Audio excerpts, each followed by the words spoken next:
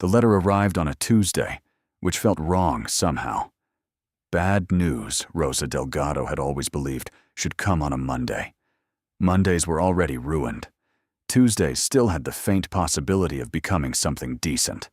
And when the envelope slid through the mail slot and landed on the cracked linoleum of her kitchen floor, that possibility died right there beside the water stain she kept meaning to fix. She stood at the stove, stirring oatmeal she could barely afford to make stretch another morning, watching the envelope lie there like an accusation. Her 7-year-old son, Marco, was still asleep in the only bedroom, the one she had given him 2 years ago when she realized she could function on the pull-out couch indefinitely, but he could not grow up without a room to call his own. Outside, the Texas dawn was pressing its flat orange light against the windows of their Laredo apartment, and somewhere down the hall, a neighbor's dog was barking at the same nothing it barked at every morning. Rosa turned off the burner and picked up the envelope. She knew the return address. Everyone in her situation knew that return address. It was from the property management company that owned this building, the 4th building she and Marco had lived in since his father, Ernesto, had walked out 3 years ago with most of their savings, and all of his promises folded neatly into the bag he packed while she was working a double shift at the diner. She had come home to a half-empty closet and a note on the refrigerator that said simply, "I need something different." As if she and Marco were furniture he had grown tired of. As if the boy sleeping down the hall was something different enough to keep. Rosa opened the envelope. 60 days. Not 30 at least. She supposed she was meant to feel grateful for that. 60 days to vacate the premises due to the building being sold to a development company that had plans for luxury renovation. The letter was polite, almost cheerful in its bureaucratic way, as if they were doing her a favor by giving her 2 months to figure out where in the world she and her son were going to go. She set the letter on the counter beside the oatmeal and stood very still for a moment, doing the thing she had learned to do in the years since Ernesto left, which was to feel the full weight of the problem before she let herself panic. Panic was expensive. It made you make bad decisions, and spend money you didn't have on things that felt like solutions, call people who couldn't help and say things you couldn't take back. So Rosa stood still and felt it. 60 days, $812 in her checking account, a job that paid $11 an hour at a diner, where the tips were good on weekends and nearly non-existent during the week. A son who was doing well in 2nd grade and had finally stopped waking up at night asking when his father was coming home. No family within reasonable distance. Her mother had passed 4 years ago, and her older brother Felix lived in Phoenix with his own struggles, his own debts, his own small family pressed into 2 small spaces. Rosa Delgado was 31 years old, and she was, by every measurable metric, exactly as stuck as she had ever been. She served Marco his oatmeal when he woke up, told him it was a beautiful day, and that she loved him, and that he should brush his teeth before school. And she waited until the door closed behind him before she let herself sit down at the kitchen table and cry. Not for long. She couldn't afford long. But enough to acknowledge that the situation was real and that she was, in fact, frightened. Then she washed her face, put on her uniform, and went to work. It was during the slow hours of that Tuesday afternoon, the dead hours between the lunch rush and the early dinner crowd, that her coworker Delia handed her a folded piece of paper across the counter with the particular expression of someone delivering something they know is ridiculous but cannot quite help themselves. Saw this on the county bulletin board online this morning. Made me think of you because you said you needed something. Rosa unfolded the paper. Delia had printed out a listing from the Webb County Property Auction website, one of those quarterly events where the county sold off properties with unpaid taxes, abandoned estates, parcels that nobody had claimed or paid for in so long that they had reverted to government ownership. Property: Auction Lot 47, approximately 2.3 acres, County Road 112, Webb County, includes remnant of original cattle loading facility, circa 1920s. Structure in poor condition. No utilities on site. Starting bid, $400. Minimum reserve, $650. There was a photograph. It showed, as near as Rosa could tell, a wide stretch of scrubland with a rusted metal structure running along one side of it, something that looked like an industrial-era loading dock, corroded and leaning slightly but still upright, with wooden planks rotted to splinters along its upper edges.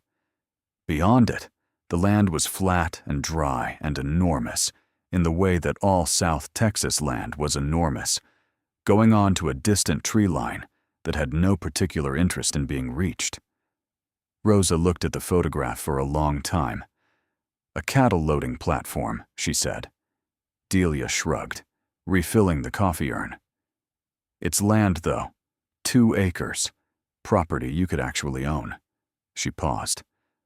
I know it's crazy. Everything about my life is crazy, Rosa said. How is this different? She went to the auction that Saturday.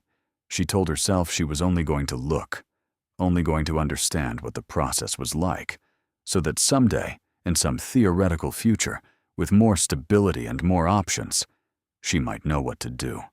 She told Marco they were going on an adventure and buckled him into the back seat of her 2009 Civic with the driver's side mirror held on by electrical tape, and they drove out on County Road 112 in the early morning, while the sun was still deciding what kind of day it was going to be. The property was 11 miles outside of town, which was not ideal. But as Rosa turned onto the dirt easement that led to the lot, she felt something she had not felt in a very long time, which was interest. Not hope yet. She had learned to be careful with hope, but interest. The land was genuinely hers to look at, which was different from looking at apartment listings, where everything was already someone else's domain, and she was only a renter by permission. She walked the 2 1/3 acres, while Marco chased lizards through the dry grass. The ground was hard, but not rocky. There was a caliche road along one edge, where trucks had once come and gone. And the loading structure, up close, was something between impressive and heartbreaking. It was long. Much longer than the photograph had suggested, perhaps 80 feet in total. A raised platform at the level of a cattle car's loading door, built from steel beams that had resisted the decades, with more success than the wooden planks above them. She could see how it had worked. The cattle herded up the ramp at one end, walked along the platform, loaded directly into the rail cars that no longer came, and possibly had not come for 50 years. The steel was deep rust orange, the color of old blood, with streaks of black where moisture had collected and pooled.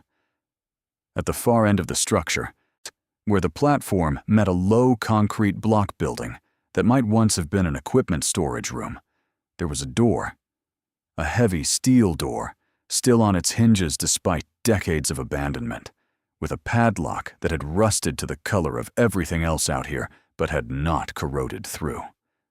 Rosa rattled the padlock. It held. She stood back and looked at the whole thing.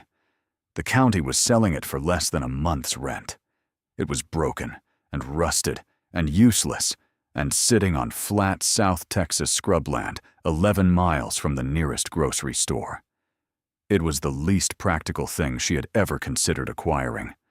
She bought it for $680, which was just under half of everything she had in the world. On the drive home, Marco pressed his nose against the car window and asked, "Mama, what are we going to do with it?" Rosa kept her eyes on the road.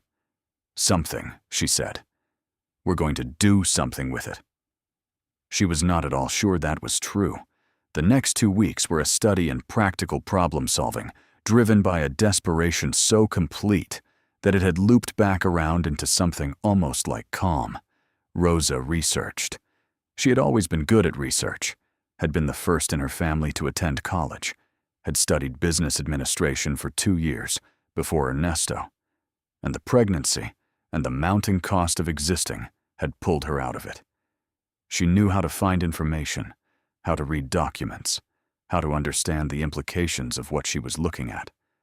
What she found out about her 2 1/3 acres was this: the property had last been actively used in 1971, when a cattle operation called Vasquez Brothers Livestock had folded after the death of the older brother, Aurelio Vasquez, leaving the younger brother, Esteban, to sell off the herd and walk away from the land rather than pay for its upkeep. The rail spur that had served the loading platform had been decommissioned sometime in the late 1960s, making the facility essentially obsolete. The county had seized the property for back taxes in 1989, and since then it had sat in their inventory, occasionally bundled into auction lots that nobody wanted. She found an old photograph in the Webb County Historical Society's digitized archives, dated 1958, showing the facility in operation. The platform gleamed with new treated lumber. A line of Hereford cattle moved along its upper deck toward a waiting rail car. In the background, or just visible beyond the corner of the concrete block building, she could see what appeared to be an additional structure, something lower and wider than the main equipment room, built into the embankment behind it. Rosa stared at that background detail for several minutes, then printed the photograph and put it in her purse. She went out to the property on her next day off, this time alone, while Marco was at school.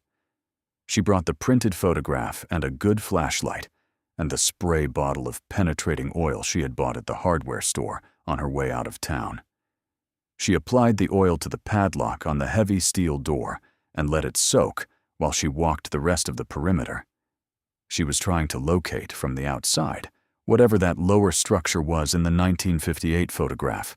She found it eventually, saw on the back side of the concrete block building, where the land sloped away slightly, and a second door, this one half buried by decades of wind-blown soil and caliche dust, sat at what had been ground level once and was now nearly flush with the accumulated ground. It was not a door she would have noticed if she hadn't been looking for it. It was low and wide, set into the concrete block at the base of the wall, with a frame that was sunk several inches into the packed earth. The caliche had built up against it in a ramp that made it almost invisible from 10 feet away. She came back to the main door and tried the padlock again. It turned. The door swung outward, protesting on hinges that had not moved in decades, releasing a smell of old metal and dust, and something underneath it, something cool and faintly mineral, like stone in a cave. Rosa shone her flashlight inside. It was a room, roughly 20 by 20 feet, with a ceiling of poured concrete and walls of the same. Empty, mostly. Shelves along 2 walls, some collapsed, some still standing with the remnants of old equipment, rusted tools, wire coils gone to orange dust, glass jugs filmed over with decades of grime. And at the back, a second doorway, narrower, closed off by a wooden door that had warped and swollen in its frame to the point of becoming part of the wall. Rosa stood in the cool of that concrete room and breathed and thought. Then she took her photographs and went home. Over the following 3 weeks, she made 6 more trips. She borrowed a maul from Delia's husband and broke the warped wooden door free from its frame. She dragged debris out of the main room. She cleared the half-buried secondary entrance on the back side, digging away the accumulated earth with a borrowed shovel until the lower door swung free, and she could see daylight through both entries at once. What the warped wooden door revealed was a corridor. Narrow, perhaps 4 feet wide, running behind the main room and parallel to the cattle platform above.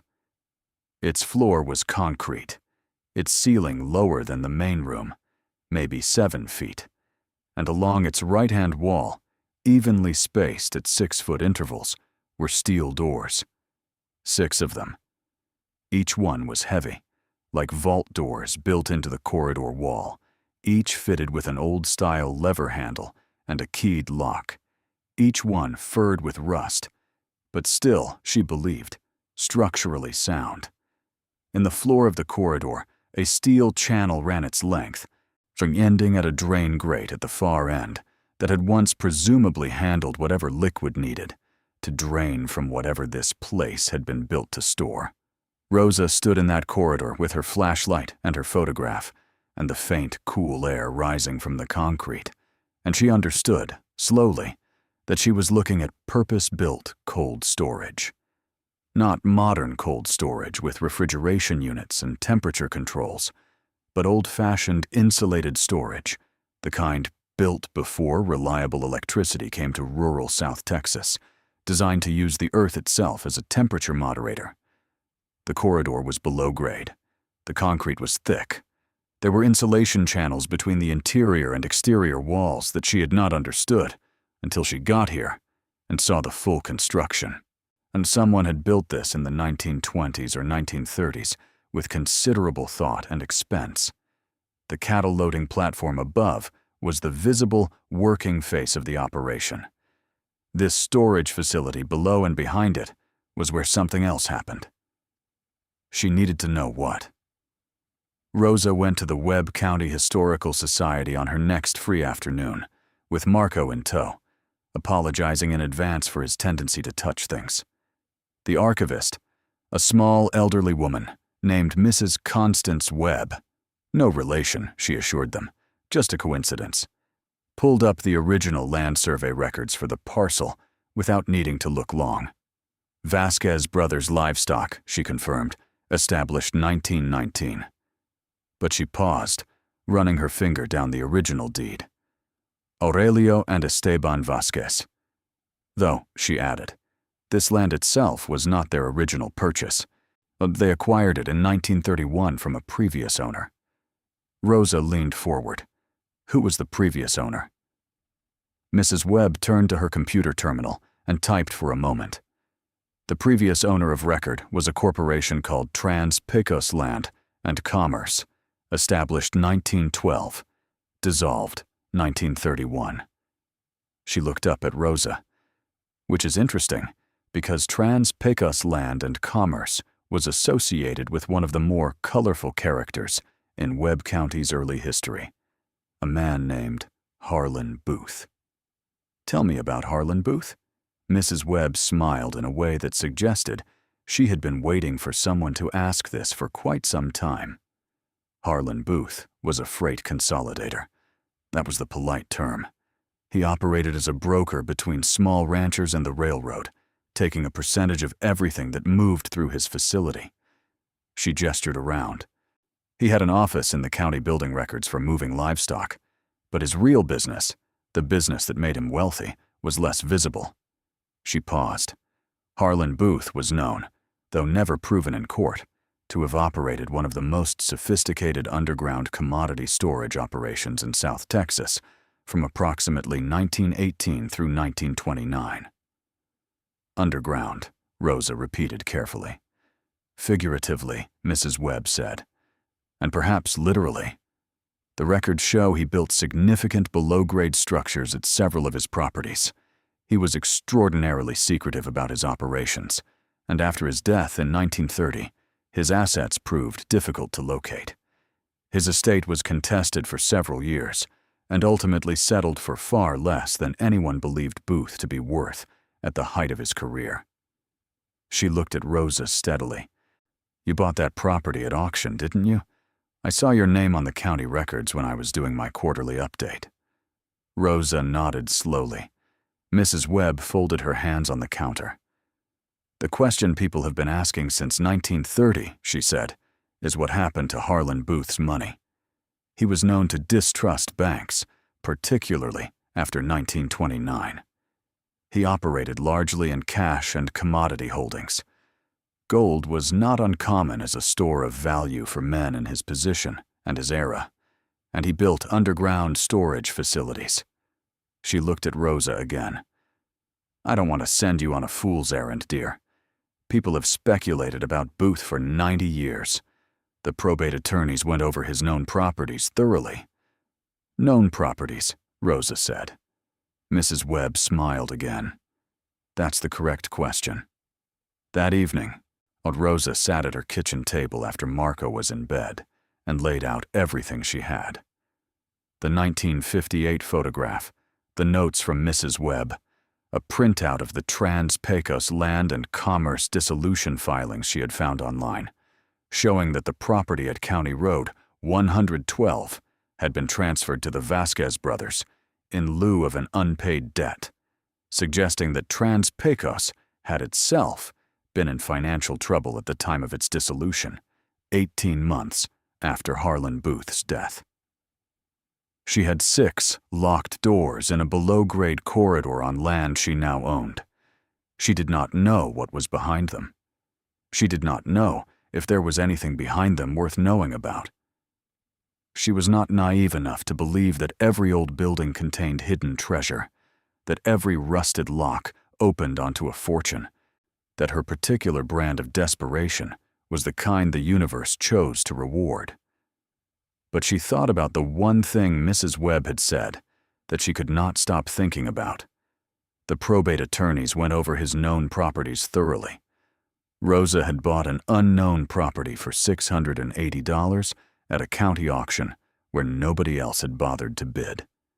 She called in 2 consecutive sick days to work, which she had never done in 4 years of employment at the diner, and drove out to County Road 112 alone while Marco was at school. She had bought 6 padlock keys in various standard cuts at the hardware store, along with more penetrating oil and a set of lock-picking tools from a website she had found online during 3 sleepless hours at 2 in the morning. She had watched 11 videos about lock-picking, taken notes, and practiced on the interior door locks of her apartment until she could feel the mechanism with some consistency. The 6 doors in the corridor had old lever lock mechanisms, the kind built in the 1920s that were state-of-the-art security for their era, and were now less sophisticated than a modern padlock. After 40 minutes of work on the first door, it opened. The room behind it was a disappointment. Empty concrete walls, a wooden pallet on the floor, 3 glass containers that had probably once held some kind of preserved food. Nothing more. She closed the door and moved to the second. The second room had a wooden crate in the corner, broken open at one end, also empty, and a metal shelf along one wall that held what appeared to be old ledger books. The ledgers were damaged by moisture and time, but 3 of them were still legible enough to read. Rosa stood in the doorway and opened the first one. It was an inventory, column after column of entries in a careful hand, dated from 1921 through 1929. The entries were cryptic, coded in a system she did not immediately understand, with numbers and letter combinations that meant nothing to her. But the dates made sense, and the regularity of the entries suggested ongoing commercial activity of some kind. She photographed every page with her phone and moved to the third door. The third door opened into a room that made her stop breathing for a moment.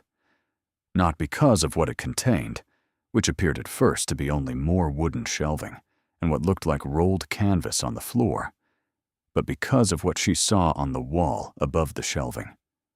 Carved into the concrete, so deeply and deliberately, someone had made markings, not graffiti, not careless scratching. These were precise notations, measurements perhaps, or coordinates, made with a sharp tool by someone who knew what they were recording and wanted it to survive whatever happened to the papers and the ledgers and the people who knew what it meant. There were numbers. There were directional markers. There were what appeared to be distances. And at the bottom of the series of markings, set apart from the others and underlined twice, was a single word carved in capital letters: Permanente. Rosa stood in that room for a long time, looking at the wall, photographing it from every angle her phone could manage, measuring the markings with a tape measure she had brought. Then she sat down on the dusty concrete floor, pulled her knees to her chest, and let herself feel the full weight of what she might be standing in the middle of.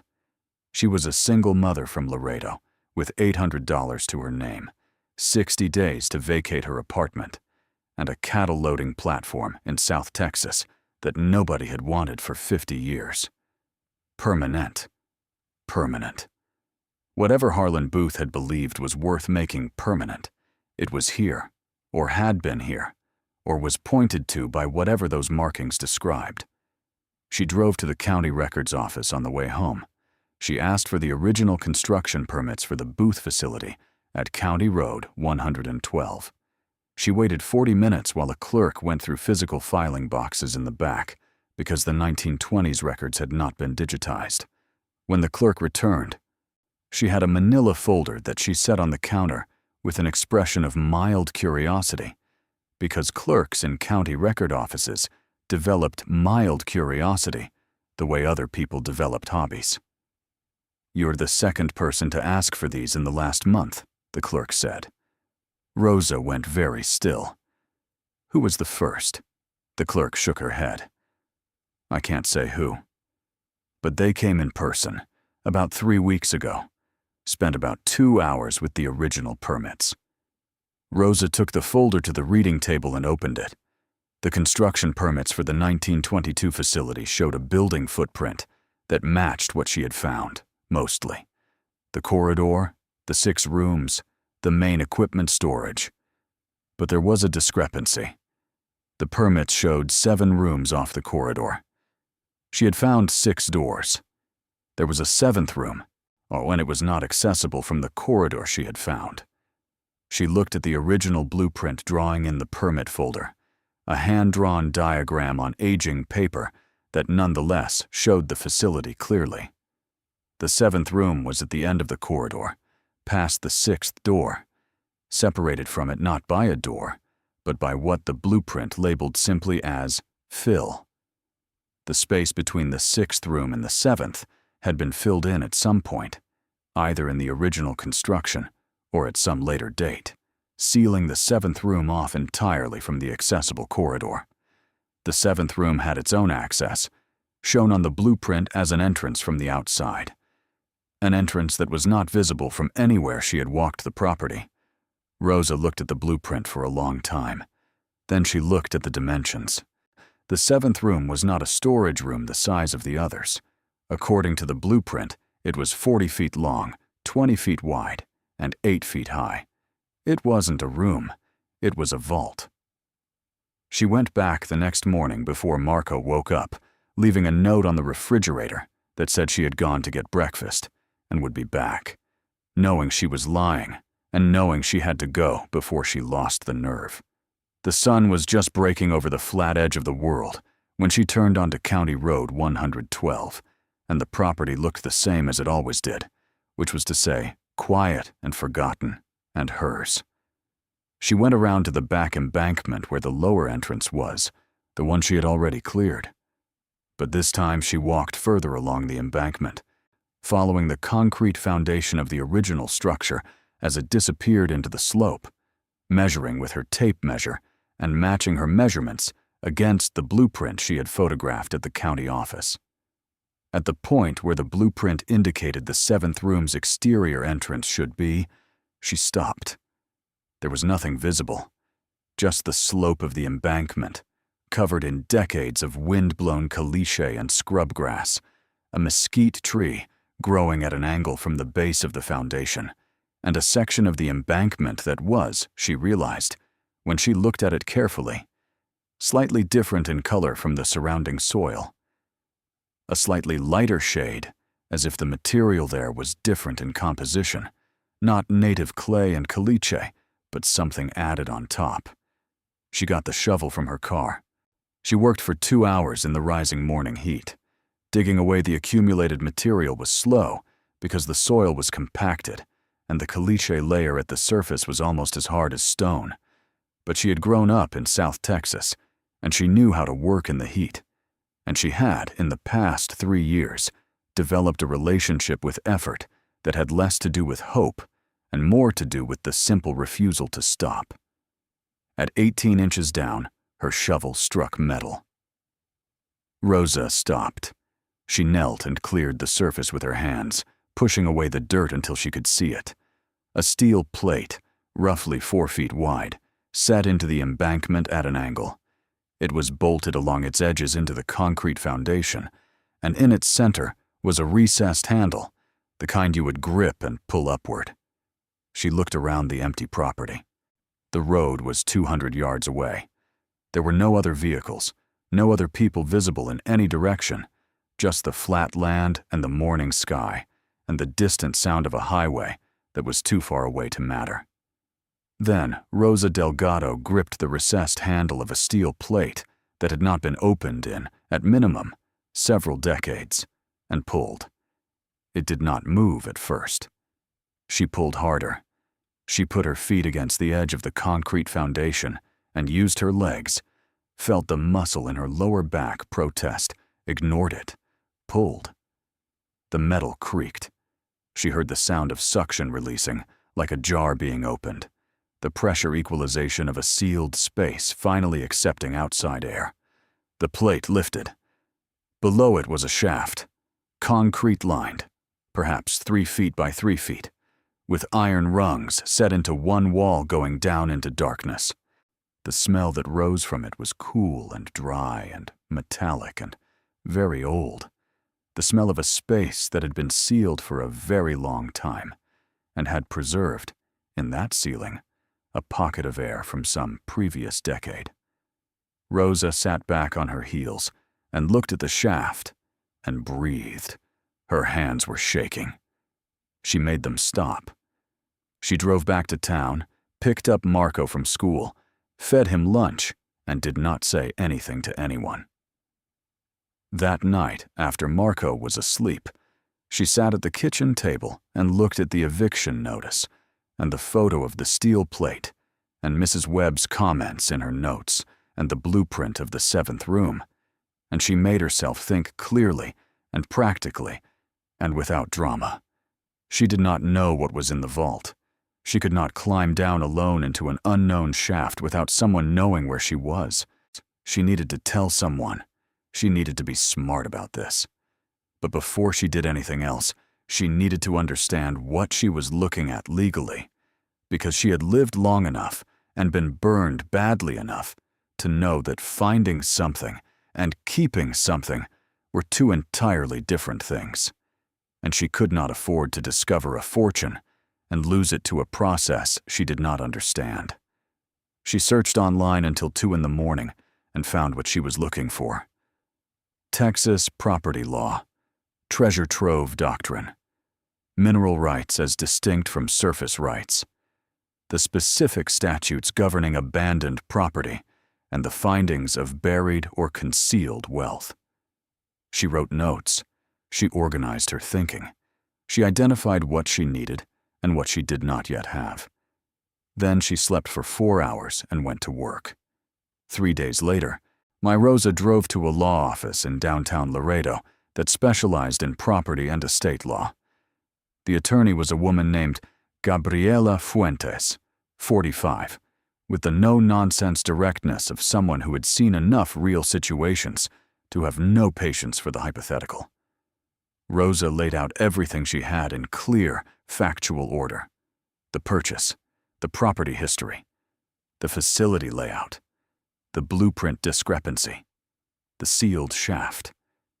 She left out only one thing, which was how frightened and hopeful and desperate she was, because that was personal and not relevant to the legal question. Gabriela Fuentes listened without interrupting. Then she asked 2 questions. "Do you have clear deed?" Rosa said yes. She had the auction deed properly recorded with the county. Gabriela nodded. Then she asked the second question. "Has anyone else been on that property since you purchased it?" Rosa remembered what the clerk had said about someone requesting the construction permits 3 weeks before she had. She told Gabriela that. She watched the attorney's expression shift slightly in a direction she could not entirely read. "You need to get back to that property immediately," Gabriela said. "Not to open anything without proper process and witnesses, but to secure it. Change those padlocks, document everything, post no trespassing notices. Do it today." Rosa looked at her. "Is there something you know about this property?" Gabriella was quiet for a moment. Harlan Booth is not an obscure figure to property attorneys in this county. There have been inquiries over the years. Nothing that ever went anywhere, because no one could establish that any of his hidden assets survived on any property they could identify and access. But those inquiries never fully stopped. She paused. Someone pulling the construction permits 3 weeks before you think about opening a vault is not a coincidence. Rosa felt the cold clarity of that truth settle over her. Who? I don't know, Gabriella said.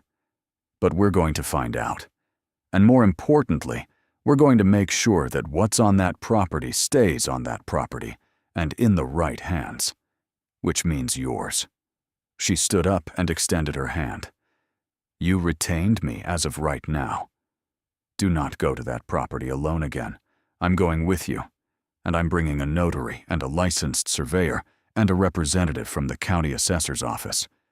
We are going to open that vault, if there is a vault to open, in a manner that is completely documented, completely witnessed, and completely unambiguous about who found what and when and where. Rosa shook her hand. I have $800. I know. We'll work out the fee structure when we know what we're dealing with.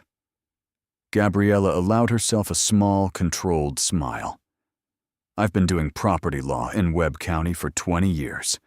If there is anything on that property that remotely connects to Harlan Booth, I will take this case on contingency without a second thought. They drove out to County Road 112 the next morning. Rosa and Gabriella and a surveyor named Dennis Park, who looked like he had spent his entire life outdoors and was not inconvenienced by the heat in the slightest. A notary named Susan Herrera, who was inconvenienced by the heat but said nothing about it, and a representative from the county assessor's office named Carl Medina, who walked the property perimeter with a handheld GPS unit and kept glancing at Rosa with the expression of a man reassessing something he had previously dismissed. Rosa had been back the previous evening to change the padlocks on all 6 corridor doors and the main entrance, and to put up no trespassing notices at the property boundary. She had also taken the precaution of photographing the steel access plate in the embankment from multiple angles, documenting that it was undisturbed and sealed before she left. Now she led them around the back of the embankment to the plate. Gabriella looked at it for a long moment. Then she turned to Susan Herrera. Document that this plate is sealed, undisturbed, and consistent with long-term burial under accumulated soil. So Susan photographed. Dennis measured. Carl made notes on his GPS unit. Then Rosa gripped the recessed handle again and opened it. The shaft was exactly as she had left it. Cool air rose from the darkness below, that same mineral-sealed smell. The iron rungs were there. The concrete sides of the shaft were intact. Dennis Park tested the rungs with his weight, methodically, starting from the top and working down. They're solid, he called up. Whoever built this built it to last.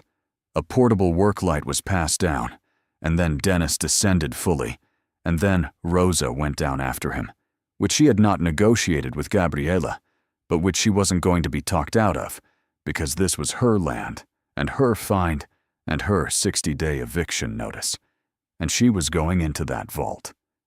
The bottom of the shaft opened into a space that was, initially, simply dark.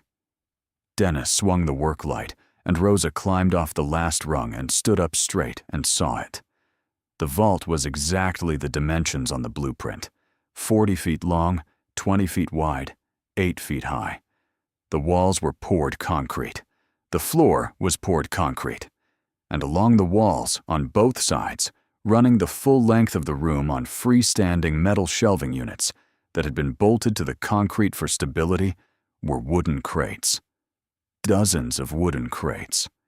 Stacked 2 high on the shelves, each one perhaps 18 inches long, 12 inches wide, 8 inches deep, each one sealed with metal strapping that was corroded, but intact, each one stenciled in black paint that had faded, but remained readable. Rosa walked to the nearest shelf and put her hand on the closest crate. The wood was hard and dry, unpreserved by the sealed, climate-stable environment of the vault. She could feel, through the wood, a weight that was inconsistent with the crate's size. Something dense inside. Something far heavier than the crate itself should have been. She looked at Dennis Park. He was looking at the stenciling on the crates nearest him, and his expression had gone entirely still in the way that only happens when someone understands they are looking at something significant. "Rosa," he said, and his voice was careful and quiet. "You might want to get your attorney down here." She looked at the stenciling on the crate under her hand. The paint was old and faded, but the letters were clear enough to read in the worklight's beam. TPLC, Consolidated Holdings, 1927. Trans-Pecos Land and Commerce, 1927.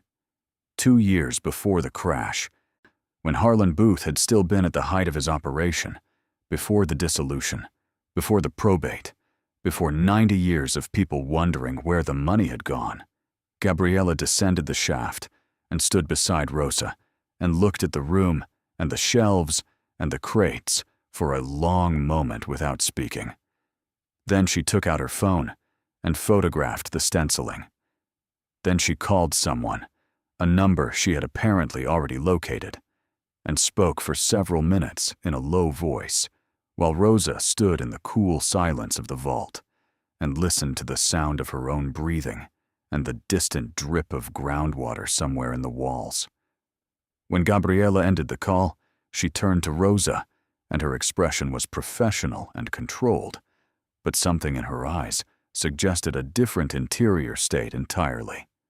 "I've called the Webb County District Attorney's Office and the Texas General Land Office," she said.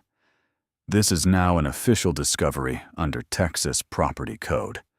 Section 78.001, which means we have proper legal framework for what happens next." She paused. "Rosa, I want you to understand something." Rosa waited. "Those crates," Gabriella said carefully, "assuming they contain what the stenciling and the weight distribution suggest they might contain, represent a potential asset value that is going to require federal involvement to properly authenticate and assess. The Texas General Land Office has procedures for exactly this situation. You are the title holder of the property. Under Texas law and federal treasure trove doctrine as it applies in this state, the presumptive ownership of anything found on your property defaults to you as the title holder, absent competing claims of which I am currently aware of none." She stopped. "But there will be a process, and it will not be quick, and you will need to be patient and careful throughout it." Rosa nodded. "I can be patient." "You understand what I'm saying," Gabriella pressed. "What I think is in this room." Rosa looked at the crates, at the rows and rows of them, in the cool, dry dark of a sealed vault that Harlan Booth had built and locked and buried under caliche and scrub grass and time. 90 years of time. "Gold," Rosa said quietly. Gabriella said nothing, which was the most confirming thing she could have said. Rosa climbed back up the iron rungs into the Texas morning and stood in the sunlight and breathed.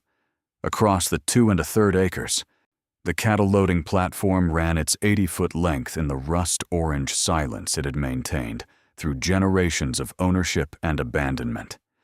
It had never been just a cattle chute. It had been a cover, a visible working surface for an invisible operation, a story told to the county records, while the real story was sealed in the dark below. She thought about Marco, about the eviction notice on the kitchen counter, about her mother, who had died without ever owning anything she could not carry, about Ernesto, who had taken what little she had and called it freedom. She did not cry. She had cried already, earlier, when she needed to. This moment felt different, larger than crying somehow. Carl Medina from the county assessor's office was standing nearby, looking at his GPS unit with an expression that had passed through reassessment and arrived somewhere closer to awe.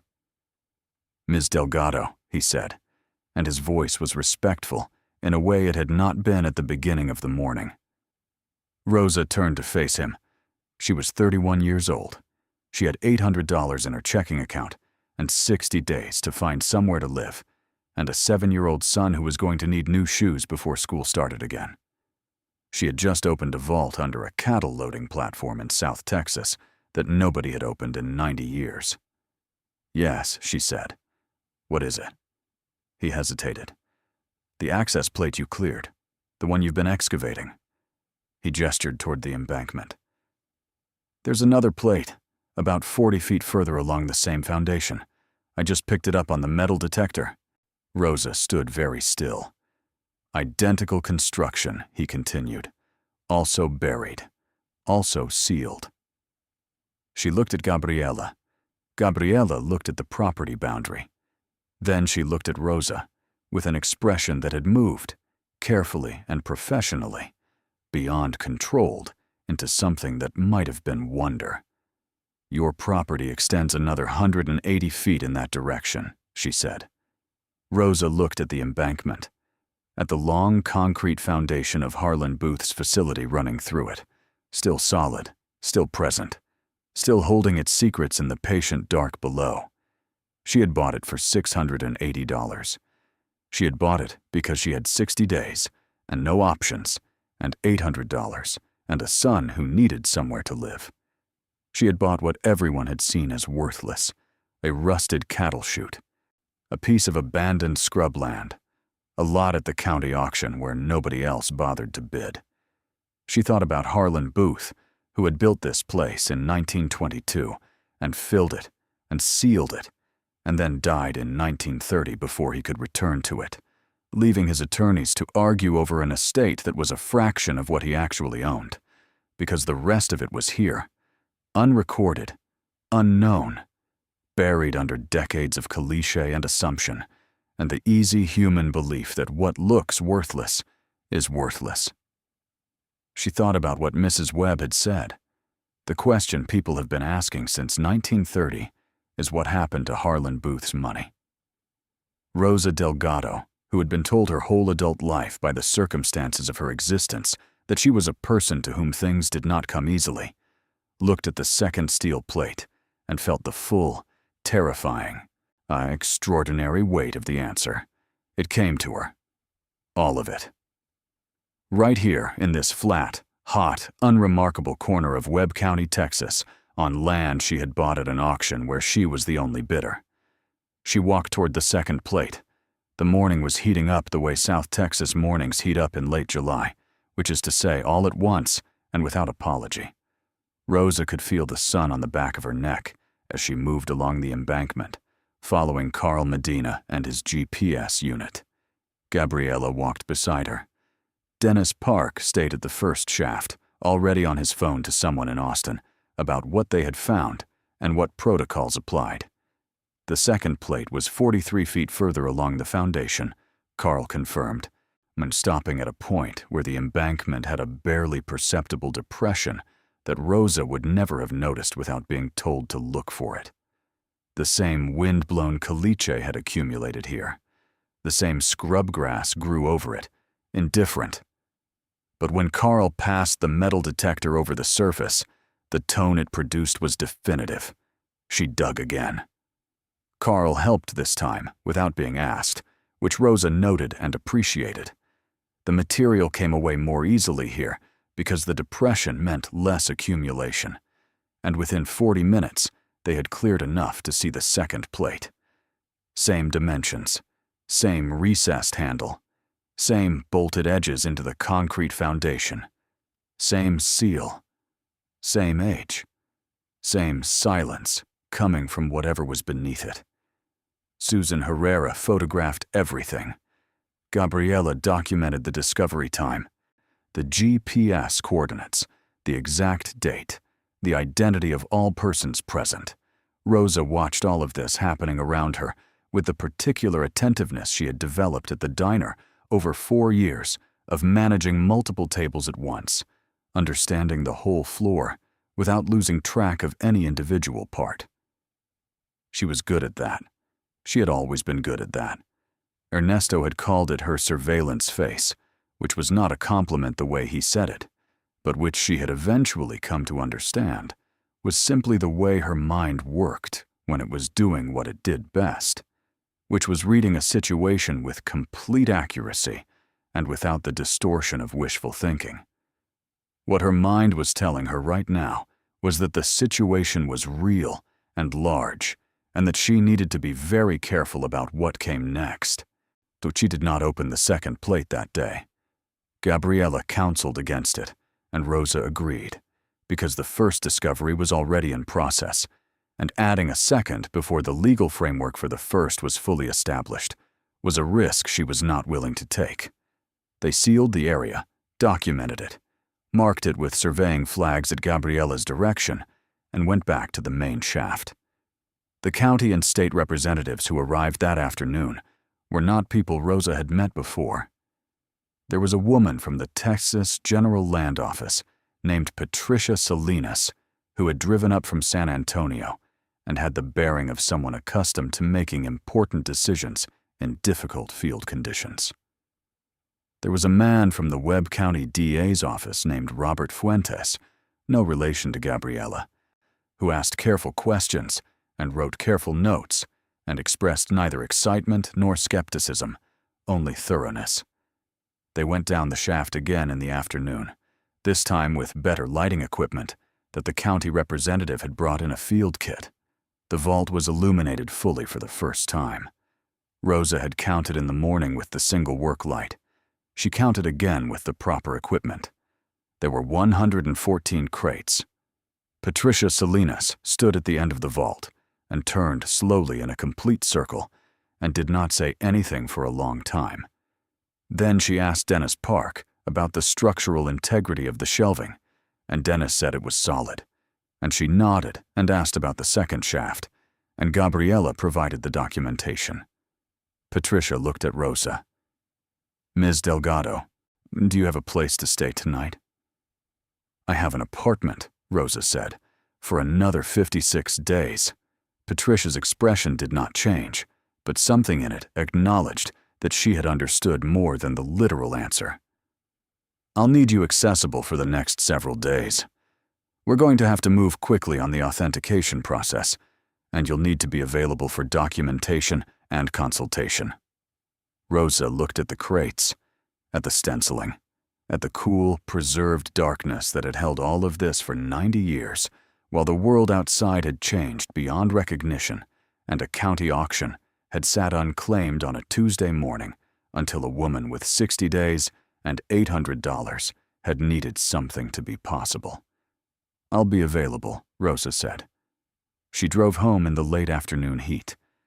The caliche of County Road, 112 rising behind her in the rearview mirror, and stopped at the school to pick up Marco, who climbed into the back seat with a drawing he had made in art class. A house with a garden and a big yard, and a dog, because he had been asking for a dog for 2 years, and had not stopped asking just because the circumstances of their life made a dog impractical. She looked at his drawing in the rearview mirror while they sat at a red light. The house with the yard and the garden and the dog. Her son's vision of what a life could look like if circumstances allowed. "Mama, are you okay?" Marco was watching her in the mirror with the attentiveness that children of struggling parents developed very early, with that heightened sensitivity to a parent's emotional state that was both a gift and a burden she had never wanted him to carry.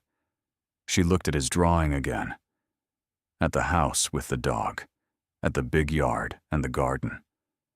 She thought about 2 1/3 acres of South Texas scrubland and the cattle platform sitting in the summer heat, and the sealed vault below, and the 90-year-old secret that a woman with nothing to lose had stumbled into because she had needed something to be possible.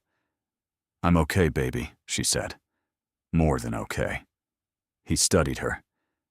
"You look like something good happened." Rosa smiled, her first real smile in longer than she could clearly remember. "Something did," she said. Something might have happened that changes things. Marco looked at his drawing. Changes things? Like maybe we could get a dog? She laughed, which surprised her because the laughter was genuine and full in a way she had not expected. Maybe, she said. Maybe exactly like that. The light changed. She drove home through the flat streets of Laredo with the evening coming on and the first stars beginning to appear in the east, and she thought about a man named Harlan Booth who had sealed up his fortune in 1930 and died before he could retrieve it. And she thought about the way that things hidden for long enough eventually found the light again. And she thought about her mother, who had believed in the long patience of things and who had not lived to see what patience could eventually produce. She thought about the eviction notice on the kitchen counter. She thought about a house with a yard and a garden and a dog. She parked the car in the apartment lot and unbuckled Marco and took his drawing and folded it carefully and put it in her purse. And she held his hand, walking up to the apartment. And she felt, for the first time in 3 years, that she was not simply enduring the present on the way to some theoretical better future. She was standing in the middle of the story. Right now, tonight, with the vault sealed behind her, and the second plate undisturbed, and the attorneys, and the county representatives, and the full weight of what might be possible pressing against the present moment. She was in it, and for the first time in a very long time, that felt like exactly the right place to be. The authentication team arrived on a Thursday morning, 4 days after Rosa had first opened the shaft. They came in 2 vehicles, a white SUV with Texas General Land Office plates and a gray sedan that belonged to a man named Dr. Franklin Webb, no relation to the county archivist, who was a numismatist and precious metals assessor contracted by the state for exactly this kind of work. He was 63, compact and deliberate in his movements, with a habit of going completely silent when he was looking at something that interested him, which Rosa would come to understand was his highest expression of engagement. She had not slept well in 4 nights, not from anxiety exactly, or not only from anxiety. It was more that her mind kept doing the thing it did when it encountered a problem worth solving, which was to keep working on it past the point where her body wanted to stop. She had spent those 4 nights reading everything she could find about Harlan Booth, on about trans-Pecos land and commerce, about the commodity markets of the 1920s, about gold holdings and how wealthy men of that era had stored and protected their assets. She had read about the Texas Treasure Trove statute until she could recite the relevant sections. She had read about authentication processes and chain of custody requirements and the legal history of found property in Texas going back to cases from the 1890s. She was not going to be surprised by anything that happened in that vault, not if she could help it. Gabriella met the team at the property boundary and walked them through the documentation package she had assembled, which was comprehensive in the particular way that Gabriella did everything, which was to say, it anticipated objections before they were raised and addressed them in the order they were most likely to arise. Rosa watched the state representatives review the package and saw them exchange the particular look of professionals encountering work that exceeded their expectations. Dr. Webb said almost nothing during the briefing. He looked at the property. He looked at the embankment. He looked at the photographs that Rosa had taken on her earliest visits before the official process began, and he studied the stenciling photographs for a long time without expression. Then he looked at Rosa. "You excavated this yourself," he said. I needed to understand what I was looking at. He nodded slowly, as if this was the answer he had been expecting, and it confirmed something. "How long did it take you?" she calculated. "From buying the property to opening the shaft. About 5 weeks. He looked at the embankment again. 90 years it sat here." He said it almost to himself, not quite a question, not quite a statement. "Nobody was looking for it here," Rosa said. "Everybody assumed it was just a cattle facility. Dr. Webb turned to her with an expression that was the closest she would ever see him come to a smile. Exactly right. He said it with a quiet satisfaction that she understood wasn't about the gold or the money or the discovery, but about the particular pleasure that people who spent their lives studying hidden things took in the moment when something finally chose to be found. They went down. Rosa descended first, which Gabriella had counseled against, and which Patricia Salinas had accepted without protest, once it was clear Rosa was going to do it regardless. Dr. Webb came next, then Patricia, then the state technician who managed the lighting equipment. The improved portable lights they had brought turned the vault from the dimly understood space Rosa had first seen into something fully visible, and in the full light, it was different than she remembered. Larger, more ordered. The rows of crates on their metal shelving had a strange dignity to them, a precision of arrangement that spoke of someone who had placed each one deliberately, with a system in mind. Dr. Webb stood at the entrance to the vault and looked for a long time. Then he walked the full length of the left-hand row, examining the stenciling on each crate, the condition of the metal strapping, the wood grain of the lids. He went up the right-hand row. He came back to the center. He turned to Rosa. "May I open one?" "That's why we're here." He selected a crate in the middle of the left-hand row, at the second level, which Rosa understood was a deliberate choice, not the most accessible, and not the least accessible, a sample from the interior of the collection. He applied penetrating oil to the metal strapping and worked it carefully with a tool from his kit, releasing the corrosion without forcing the metal. The strap came free. He applied the same patience to the lid. The lid opened. Inside, nested in what had once been oiled cloth, now dry and fragile, were bars. Rosa counted them without wanting to, her eyes adding automatically. There were 10 bars in the single crate, each one roughly the size and shape of a standard brick, stamped with marks that Dr. Webb bent close to examine with a handheld loop he produced from his coat pocket. He looked at each bar individually. He turned one over. He looked at the stamping on the face of it. He set it down carefully and stood up straight and looked at the ceiling of the vault for a moment. Then he said, quietly and precisely, "These are United States Assay Office bars. San Francisco Mint, based on the Hallmark style. The stamps are consistent with production years 1924 through 1928. He paused. The weight of each bar, given these dimensions, is approximately 27 to 28 troy ounces, which was a standard commercial assay bar weight of that period. Rosa did not let herself do the math yet. She waited. Dr. Webb turned to Patricia Salinas. "No, I will need to weigh and assay each bar to confirm purity and exact weight, but based on visual examination, these are genuine period gold bars. I have no reason to believe they are anything other than what they appear to be," Patricia Salinas wrote in her notebook. "How long will full authentication take? For the crates we have identified in this vault, assuming consistent content, perhaps 2 weeks with a full team." "And the second shaft?" Rosa asked. Dr. Webb looked at her. "You've identified a second shaft?" "Same foundation, 43 feet further along. Same construction."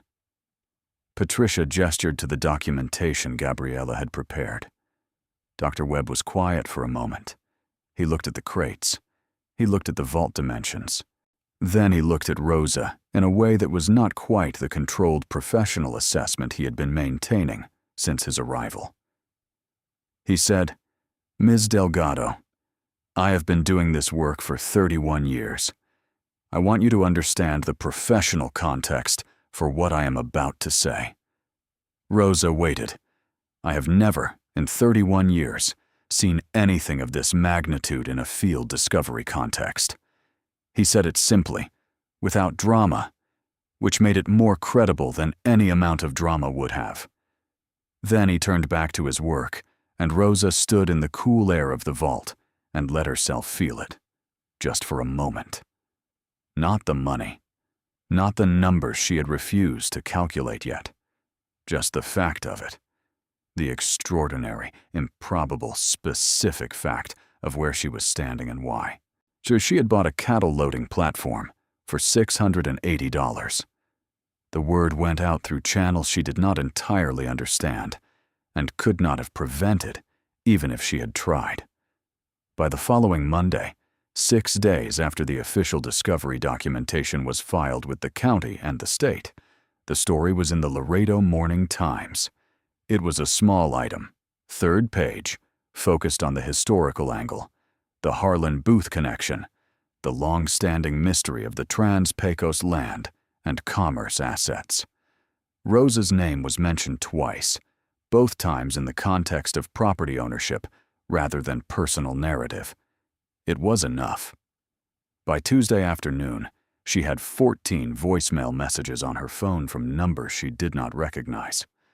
By Wednesday morning, there were 2 vehicles parked on the county road near the property entrance, one a television news van from a San Antonio station, and one a dark pickup truck with no identifying markings that Gabriella noticed immediately and photographed and passed along to Sheriff's Deputy Elena Garza, who had been assigned to the property as a protective presence after Patricia Salinas made a quiet call to the county sheriff's office.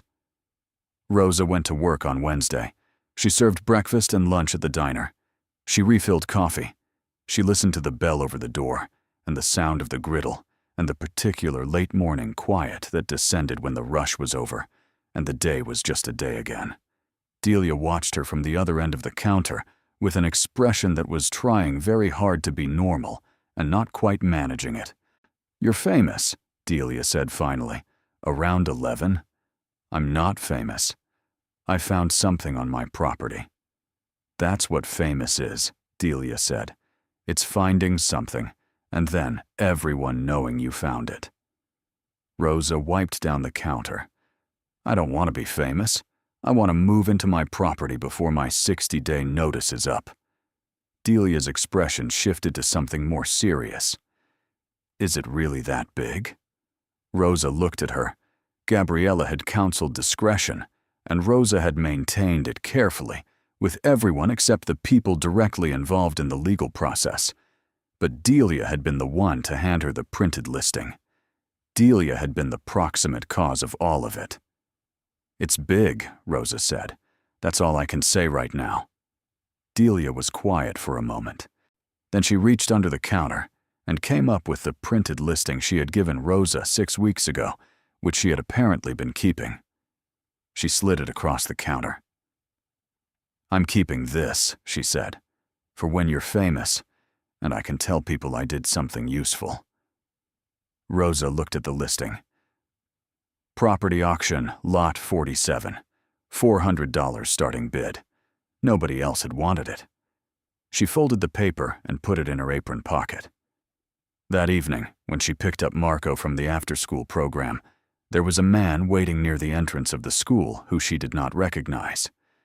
He was well dressed for Laredo in July, which was to say he was wearing a collared shirt rather than a t-shirt, and he had the carefully maintained appearance of someone who spent money on how they looked as a professional strategy. He smiled when he saw her, the particular smile of someone who has been waiting and is relieved to have their wait end. "Ms. Delgado?" He extended his hand. "My name is Derek Sloan. I represent a private acquisitions firm that specializes in historical assets. I'd love to speak with you about the discovery at your property." Rosa took Marco's hand and kept walking. "I have legal representation. You can contact Gabriela Fuentes." "I understand. But what I want to discuss is actually quite simple." He fell into step beside her, which was the thing she had expected and had already decided she would not tolerate. "We are prepared to offer you $7 million, cash, for the complete property with all contents, as discovered. You would not need to wait for the authentication process. You would not need to navigate the legal complexities of treasure trove law, or you would simply walk away today with $7 million. Rosa stopped walking. She looked at Derek Sloan. He had the practiced confidence of someone who had made offers like this before and had them accepted and was accustomed to the particular leverage that large numbers provided. "My attorney's name is Gabriela Fuentes," Rosa said again, and her voice was very steady. "You can find her office number online. Do not approach me again outside of formal legal channels. Do not approach my son. If you come near this school again, I will call the police." She walked away. Marco looked up at her with the attentiveness he always brought to situations he could sense were significant. "Who was that?" "Nobody," she said. "He didn't look like nobody." "He wasn't. But he's not our business." That night, after Marco was in bed, she called Gabriela and reported the contact. Gabriela was unsurprised and immediately thorough. $7 million was her first offer. She'll come back higher. "Have you had any other approaches?" Rosa told her about the voicemails, the news van, the unmarked pickup. Gabriela made notes. She asked about the vehicle make and plate number, which Rosa had photographed when she passed it on the road that morning. She said she was already in contact with the state and that additional security measures would be in place by morning. "Who is Derek Sloan?" Rosa asked. Gabriela was quiet for a moment. "He represents several investment groups that have historically been active in South Texas land acquisitions. He's not a direct threat, but he's a leading indicator of the kind of attention your discovery is generating." She paused. "Rosa, the authentication process is going well. Dr. Webb has completed the first 12 crates, and the consistency is exactly what he predicted. His preliminary assessment was filed with the state this afternoon." Rosa had not known this. What did it say? Another pause. "He won't have final numbers until the full authentication is complete, but his preliminary estimate, based on the first 12 crates and the projected consistency of the remaining 102, is that the gold content of Vault 1 alone is in the range of 30 to 35,000 troy ounces."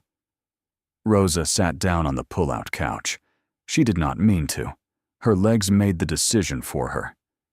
"At current spot gold prices," Gabriela continued carefully, "that is approximately $60 to $70 million. Rosa was silent. "That is Vault 1, Gabriela said. "Before we open the second shaft." Rosa looked at the eviction notice still on the kitchen counter. She had moved it from the counter to the side table to the refrigerator door and back to the counter over the past weeks, not because she forgot to throw it away, but because it had become a kind of anchor, a way of staying connected to the reality that had driven every decision she had made. 60 days, the notice said. $60 to $70 million, Dr. Franklin Webb said, through Gabriela's voice on the phone. She thought about her mother, who had lived in a series of other people's spaces her whole life, and had died in a rented room in a building not unlike this one. She thought about the phrase her mother had used when things were very hard, which was, "The land doesn't forget." It was something her grandmother had said on a woman who had been born on a ranch in Coahuila and had crossed the river as a young woman with nothing except the particular stubbornness that seemed to run in the family through the female line. That flat refusal to accept limitation as permanent. The land doesn't forget. Harlan Booth had put his gold in the land, and the land had kept it for 90 years and had waited in the patient way that land waits for the right person to come looking. "Rosa," Gabriela said, "are you there?" "I'm here." She made her voice steady. "What happens next?" "The authentication continues. The state files the official discovery documentation with the Federal Register. We begin the legal process of establishing clear ownership of the contents under Texas property law, and we open the second shaft." "When?" "Doctor, your Webb wants 2 more days to complete Vault 1 before we disturb the second access point. Friday, probably." Rosa thought about the second plate, the slight depression in the embankment that Carl Medina's metal detector had found. The same construction, the same seal, the same silence. "I'll be there Friday," she said. She was. Friday dawned with the particular clarity that sometimes came after a week of heat, the air briefly washed and transparent before the day settled back into its thermal weight. Rosa arrived at County Road 112 at 7 in the morning to find Dr. Webb already there, sitting in the shade of the pickup truck, reading something on a tablet, and Deputy Garza at the property entrance. The news van from San Antonio was back. A second news vehicle had joined it, this one from a Laredo affiliate. A small cluster of people she did not know stood on the public side of the road, watching. She had not anticipated this. The visible public presence of people who had come specifically to watch something happen to her property felt strange, in a way she had no framework for. Yet, she acknowledged Deputy Garza and walked past the news cameras without looking at them directly, which Gabriella had advised. Don't engage. Don't confirm or deny anything. Let the process speak. The second excavation was faster because they knew what they were doing. Carl Medina and Dennis Park cleared the accumulated soil in an hour. The second plate was identical to the first. Same dimensions, same recessed handle, same bolted edges. Rosa documented. Gabriella documented. Susan Herrera notarized. Then Rosa opened it. The shaft was the same. Iron rungs and concrete walls, the cool dark below. She went down first again, and this time Gabriella did not argue. The work lights came down. Rosa stood at the bottom of the shaft and reached back for the light and swung it and saw. The second vault was not the same as the first. It was smaller, for one thing, perhaps 20 feet long rather than 40, which made sense given that the property boundary ran out about 60 feet past the first shaft. But the difference was not only in the dimensions. The shelving was the same style, the same bolted construction, but the crates on it were different.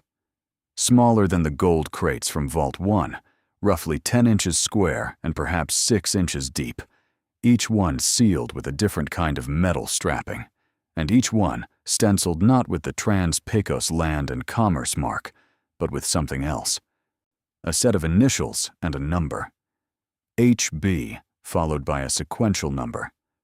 HB 001 through whatever the final crate was. HB, Rosa said. Harlan Booth, Dr. Webb said from behind her. He had descended more quickly than on the first visit because he had understood from the moment she described the location that the second vault was different in character from the first. He walked to the nearest shelf and lifted the first crate. It was lighter than the gold crates had been. He turned it over. He examined the strapping. He looked at the stenciling. Then he set it down and opened it with the same careful methodology he had applied in the first vault. Inside, nested in the same dry, oiled cloth, was a different kind of treasure entirely. Coins. Gold coins, yes, but not bars. Not commercial bullion. These were minted coins. American gold eagles and double eagles by the look of them, arranged in paper rolls that had dried and stiffened with age, but had maintained their form. 12 rolls to a crate, each roll containing a number of coins that Rosa could not determine yet without opening it. But the variety was immediately visible through the dry, cracked paper of the outermost rolls. Different dates, different denominations. And among the standard eagles, Dr. Webb said almost nothing, just lifted one coin that had tumbled free from a split roll and held it close under the work light. Rosa looked at the coin. She was not a numismatist. She did not know coin values. But she knew, from the hours she had spent reading in the 4 days between the first discovery and the authentication team's arrival, that pre-1933 American gold coins had 2 categories of value. There was their gold content, which was straightforward, and there was their numismatic value, which was not straightforward at all, and which, in the case of certain rare dates and mint marks and conditions, could multiply the face value of a coin by factors that were difficult to comprehend without context. Dr. Webb set the coin down. He picked up a second one. He set it down and picked up a third.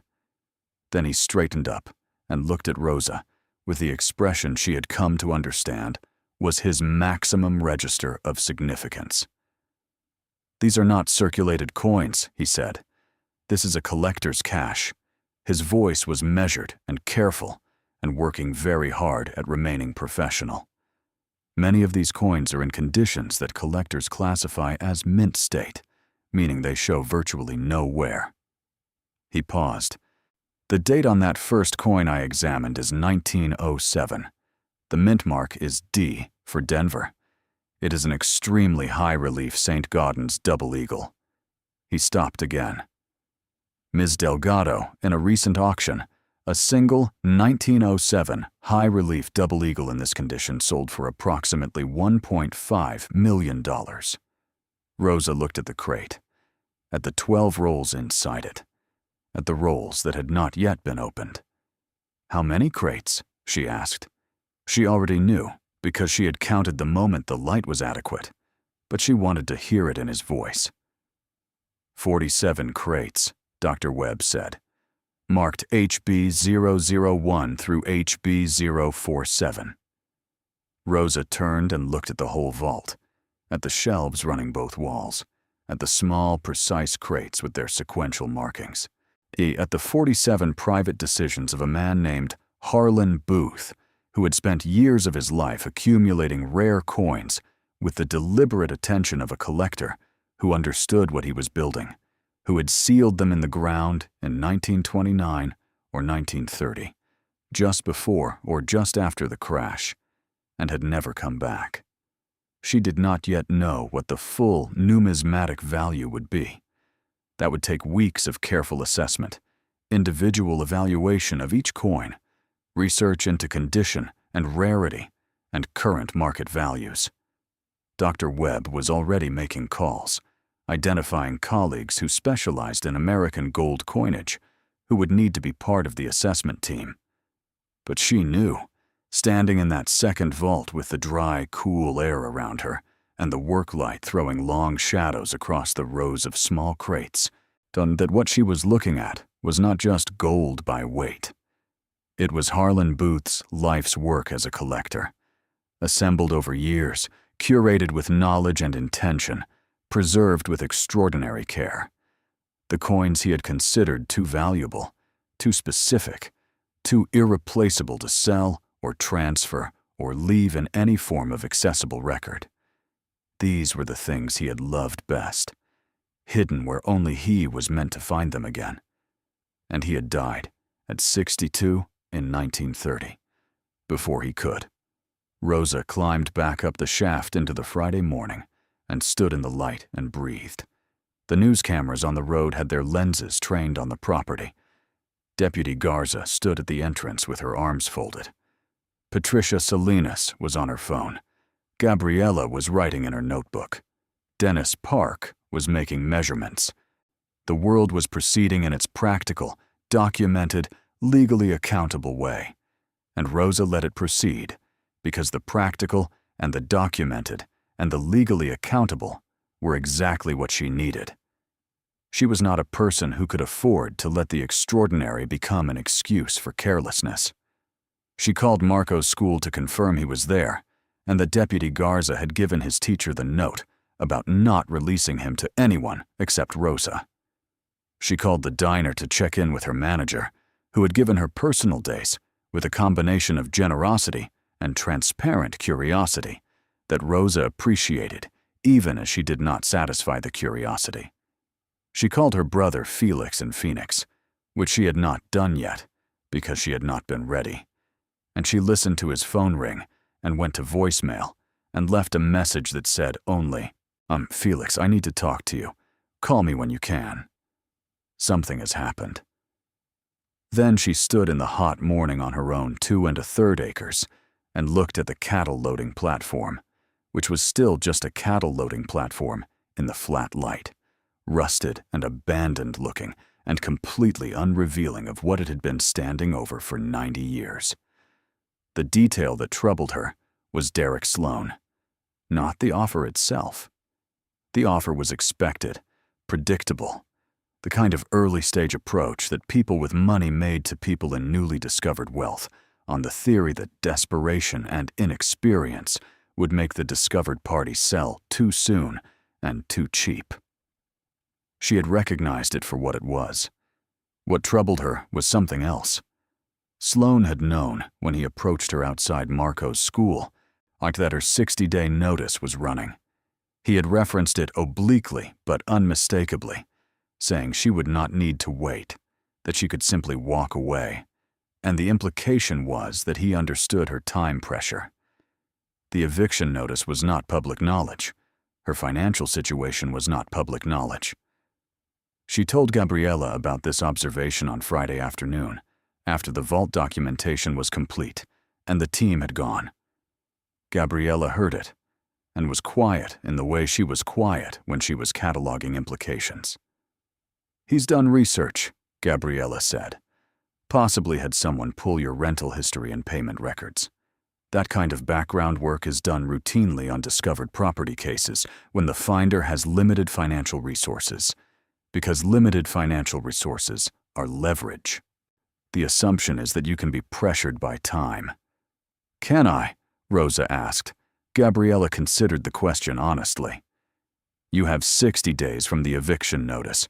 We are now 47 days out. The legal process for authenticated found property under Texas law, from initial filing to provisional ownership determination, typically takes 90 to 120 days minimum." She paused. "We need to address your housing situation through a separate track." Rosa had been thinking about this. "I can stay on the property. The concrete facility is structurally sound. It's not livable in a conventional sense, but I've slept in worse conditions when I was younger. That is not a viable solution with a 7-year-old child." "I know. I'm thinking about a temporary structure, something small on the property, within the building codes for temporary habitation. I've been reading the Webb County regulations." Gabriella looked at her steadily. "I keep forgetting you've been doing this as long as you have been." "Since before the discovery," Rosa said. "The property was always going to need to be livable. I was always planning to be there."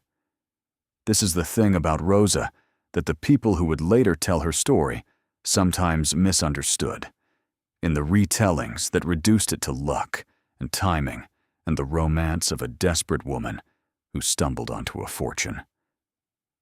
It wasn't luck, except in the narrow sense that luck was the name given to the intersection of readiness and opportunity. Rosa had not stumbled. She had been looking, specifically and methodically, with the full application of an intelligence that had been refined by years of having very few resources and needing to make those resources work with maximum efficiency. She had bought the property with a plan to live on it. She had researched the legal framework before she opened the vault. She had retained an attorney before she pursued the discovery. She had documented everything before she trusted anyone with what she had found. She had anticipated the approach from acquisitions agents and had prepared her response. She had thought about her son's school and his schedule and the pressure of the eviction notice, and had not allowed any of those things to panic her into a decision that would cost her more than it resolved. The desperation had been real. The circumstances had been genuinely dire. But desperation did not have to mean helplessness, and circumstances did not have to mean fate. She had simply refused to believe they did. The opposition formed in the second week after the discovery documentation was filed publicly, which was when the story stopped being a local curiosity and became a state, and then a national one. The Laredo Morning Times piece was picked up by the San Antonio paper and then by a wire service, and by the end of that second week, the story of the single mother who had bought a cattle chute at a county auction for less than $700 and discovered a hidden gold vault underneath it had been run in every major Texas paper and a significant number of national outlets. The version the outlets told was not always the version Rosa recognized. and some of them focused on the drama of the discovery in ways that felt excessive and slightly inaccurate. Some of them made much of her background, her divorce, the eviction notice, Marco, framing the whole thing as a Cinderella narrative that Rosa found both recognizable and reductive. She had not been waiting to be saved. She had saved herself, specifically and deliberately, step by step, in the methodical way of a person who had learned that waiting for rescue was a strategy with a very poor track record. But the coverage, whatever its inaccuracies, also brought something she had not anticipated. It brought the Booth heirs. They announced themselves through a law firm in Houston, Kellerman Whitfield and Associates, which filed a formal competing claim with the Texas General Land Office 14 days after the initial discovery documentation. The claim was made on behalf of a man named Preston Booth, 67 years old, great-grandnephew of Harlan Booth, who lived in Austin and had built a moderately successful real estate development business over the past 30 years. The claim argued that the contents of any vault discovered on the former Trans-Pecos land and commerce property constituted assets of Harlan Booth's estate, which had never been fully probated due to the unknown location of the assets, and that the Booth family retained a legitimate claim to those assets as the direct heirs of the estate. Rosa read the claim filing in Gabriella's office on a Tuesday afternoon and felt, for the first time since the discovery, the specific cold of a real threat. Not the manipulative pressure of a Derek Sloan offering to buy her out, not the uncomfortable intrusion of media attention, but the genuine possibility that someone with money and lawyers and a legal argument, however thin, might be able to take a significant portion of what she had found. "It's not a strong claim," Gabriella said immediately. "Texas property law is clear on this. The treasure trove doctrine places primary ownership with the land title holder. The Booth estate was probated in 1932. Whatever was found in that probate was distributed, and the assets that were not found cannot be retroactively claimed 90 years later by heirs who had no knowledge of their existence and took no action to locate or preserve them. But it's not nothing," Rosa said. Gabriella was honest with her. "It's not nothing. It will create delay. It will require us to respond formally, which we are fully prepared to do. There will be a hearing before the land office and possibly before a district court judge. It will take time." She paused. "Rosa, Preston Booth's attorneys almost certainly know the strength of our position. This claim is designed not to win, but to create leverage, to make the process long enough and expensive enough that you consider settling for a fraction of the full value to make it go away faster." Rosa thought about the 60-day notice, now 31 days. "I'm not going to settle, I know, but I want you to understand what we're facing." "There's something else," Rosa said. She had been thinking about this since she read the claim. Harlan Booth died in 1930. His estate was probated in 1932. But the coins in the second vault, the dates on them go up to 1928. He was collecting for decades. The gold bars in Vault 1 he was accumulating for years. This was not a sudden hiding of existing assets. This was a deliberate, long-term operation. He made choices about what to put in those vaults that were independent of his public estate. She looked at Gabriella. He chose not to include this in his official estate documentation. He concealed these assets deliberately from the probate process, which means the Booth family heirs are not claiming forgotten assets. They're claiming assets that Harlan Booth himself chose to exclude from their inheritance. Gabriella looked at her for a long moment. Then she sat back in her chair. "You should have been an attorney." "My mother couldn't afford the tuition," Rosa said.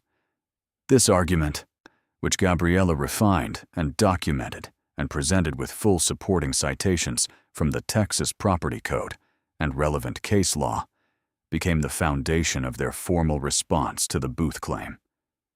It was the kind of argument that had a certain moral clarity to it, the sense that whatever legal technicalities the other side might deploy, the fundamental question of what Harlan Booth had intended and what his heirs could legitimately claim had a straightforward answer.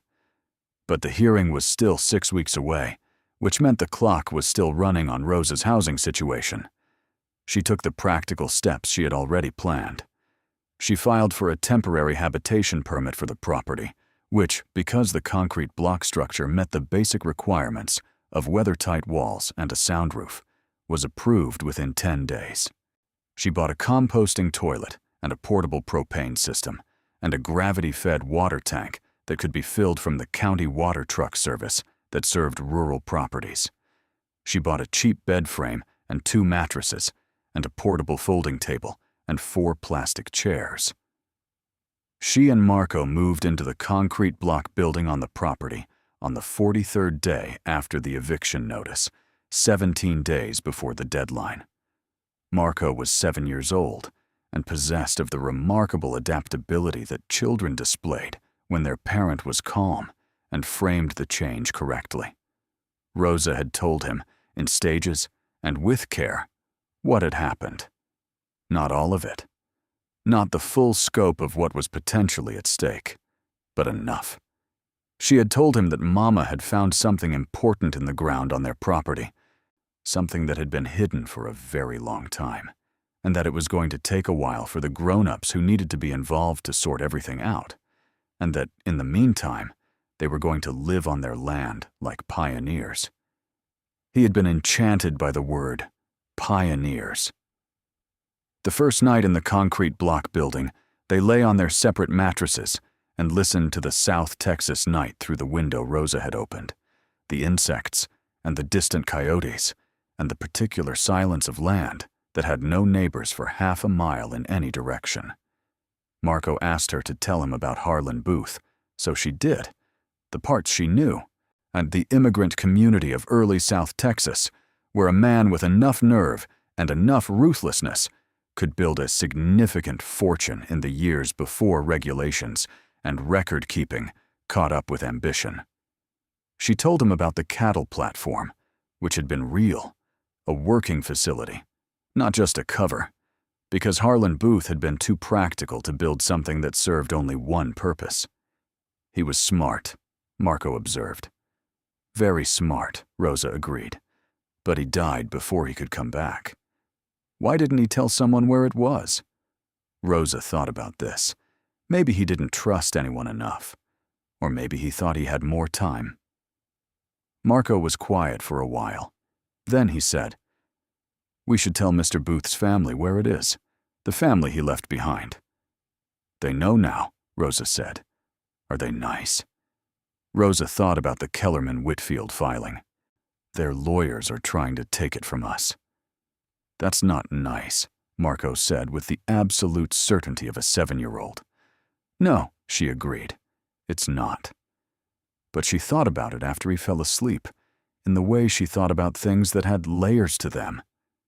Preston Booth was 67 years old and had spent his whole life not knowing that his family's fortune, the real fortune, not the diminished and contested estate that had come through the probate, had been sitting in the ground in Webb County.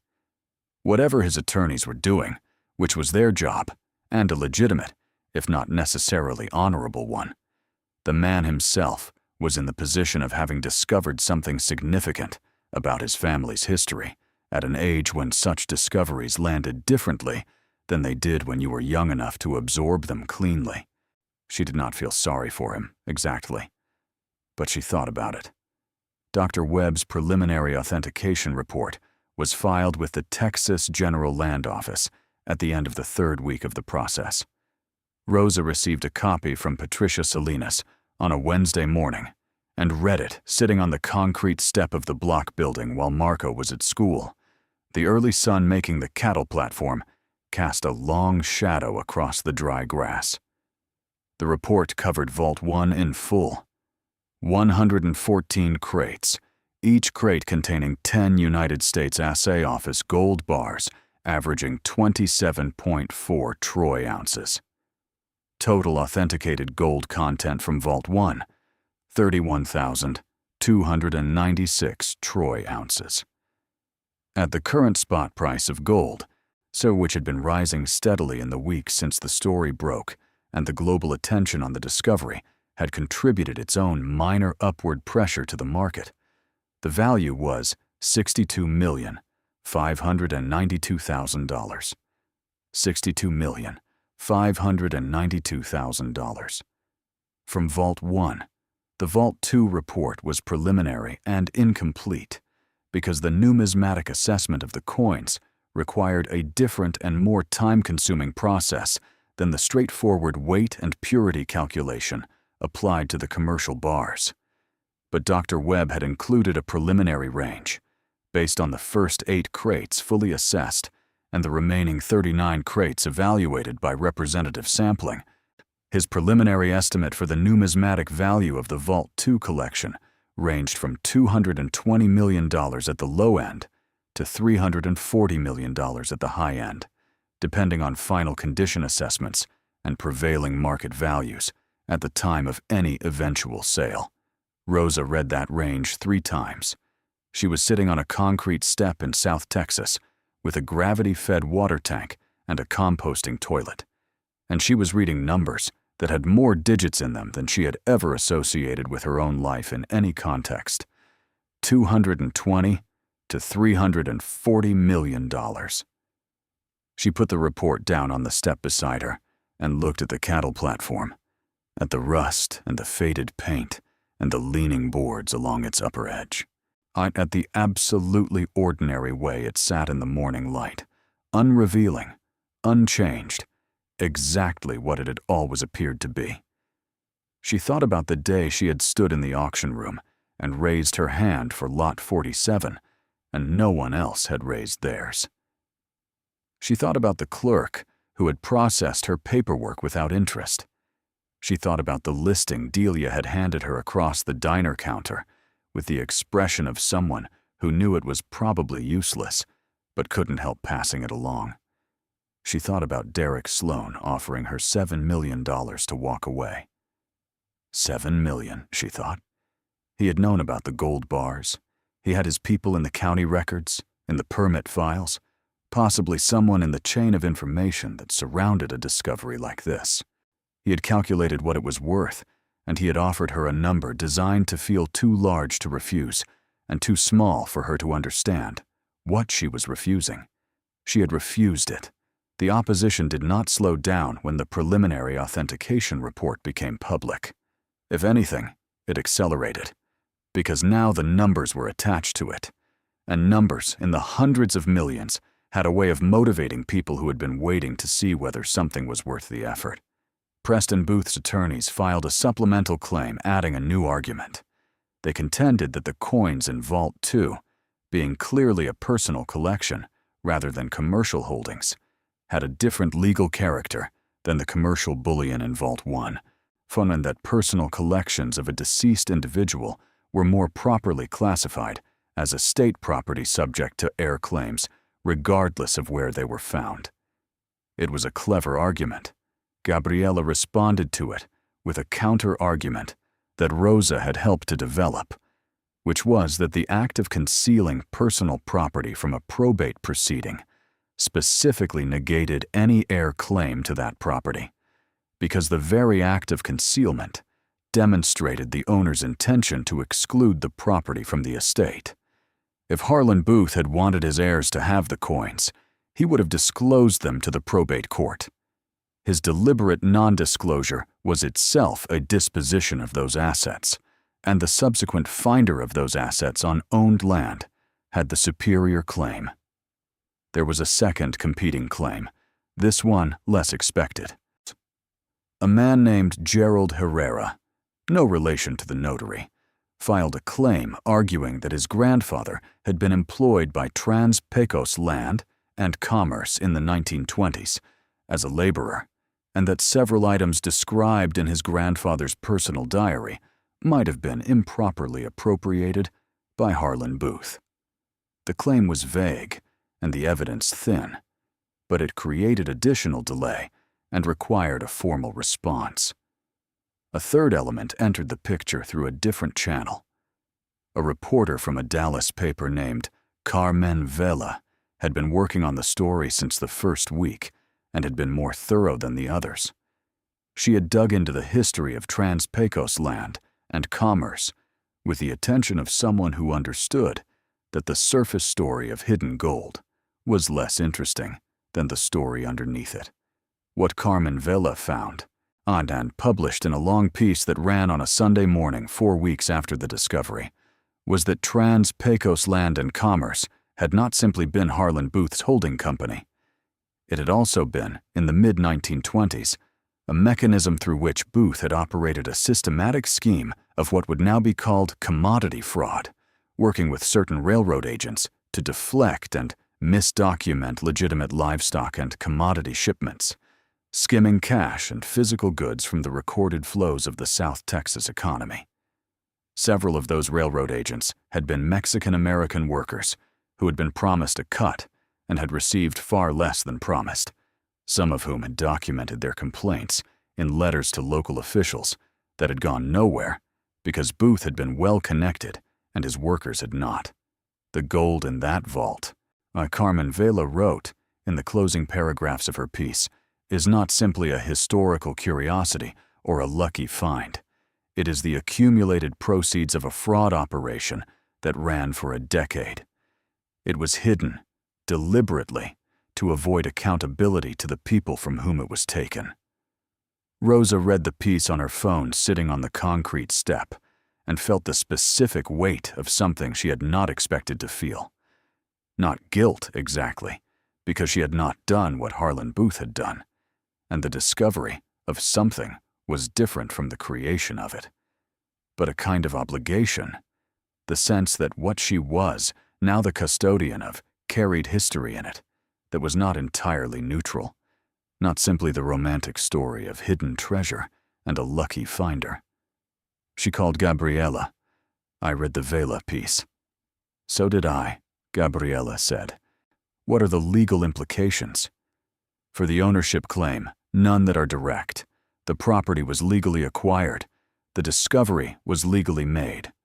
The fraud Booth committed, if accurately characterized, was committed against people who are long dead and estates that were either settled or abandoned. There is no active legal claim arising from it that affects your ownership. A pause. But, Gabriela said, you are going to have to decide what you want this to mean. Not legally. Personally. Rosa looked at the cattle platform, at the rust and the silence. 90 years, she said. Yes. The people in that piece, their families. Some of them can probably be identified.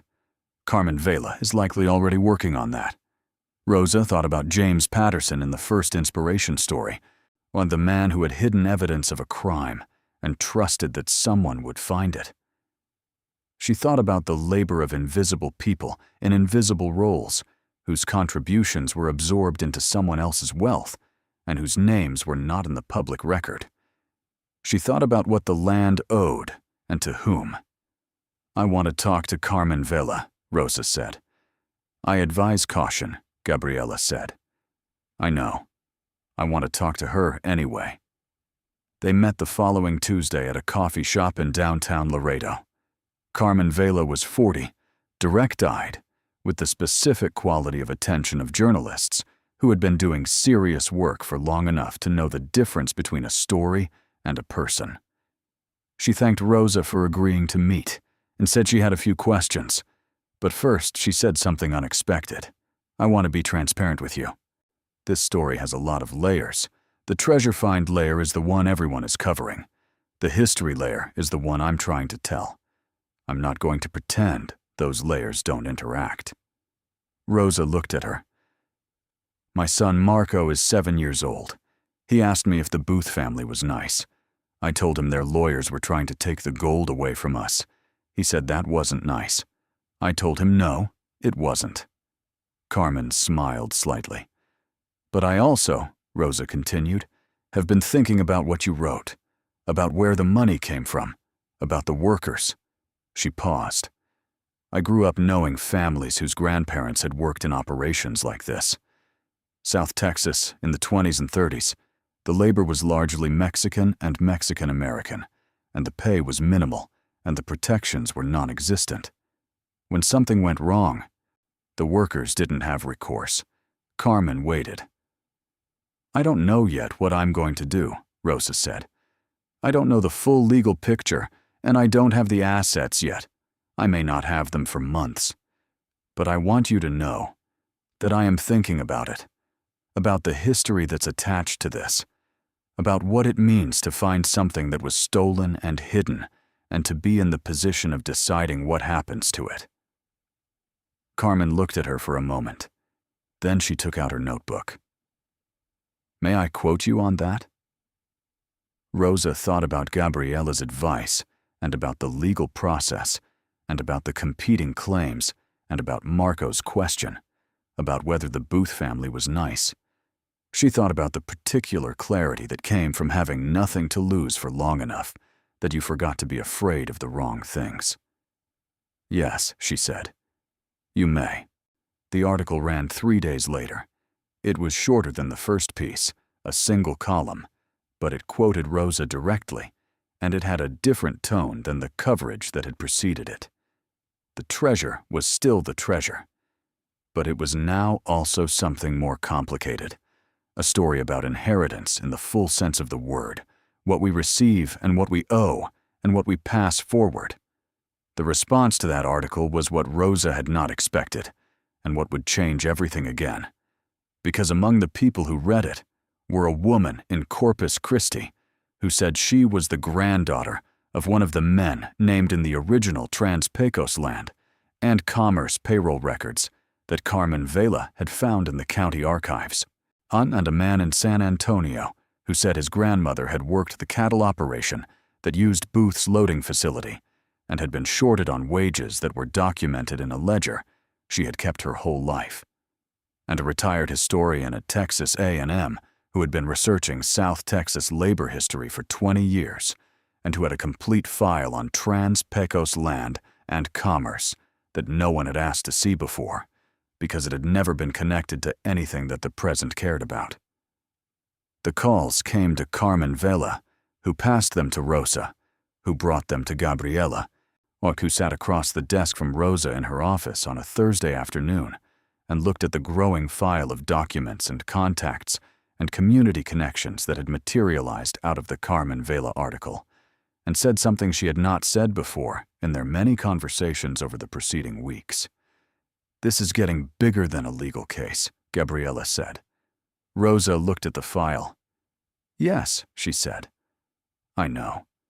She thought about Harlan Booth in 1929, sealing his vaults, believing he was protecting his fortune from the coming storm, not knowing it was the last time he would ever see it. She thought about the long South Texas silence that had followed, the decades of scrub grass growing over the steel plates, the county acquiring the land for unpaid taxes, the quarterly auctions where nobody bid. She thought about herself in the diner at 2 a.m, scrolling through listings she could barely afford, finding a description of a cattle loading platform that nobody wanted. The land doesn't forget. She was beginning to understand that that was true in more ways than her mother had meant when she said it. The hearing before the Texas General Land Office was scheduled for a Monday in October, 8 weeks after the initial discovery documentation had been filed.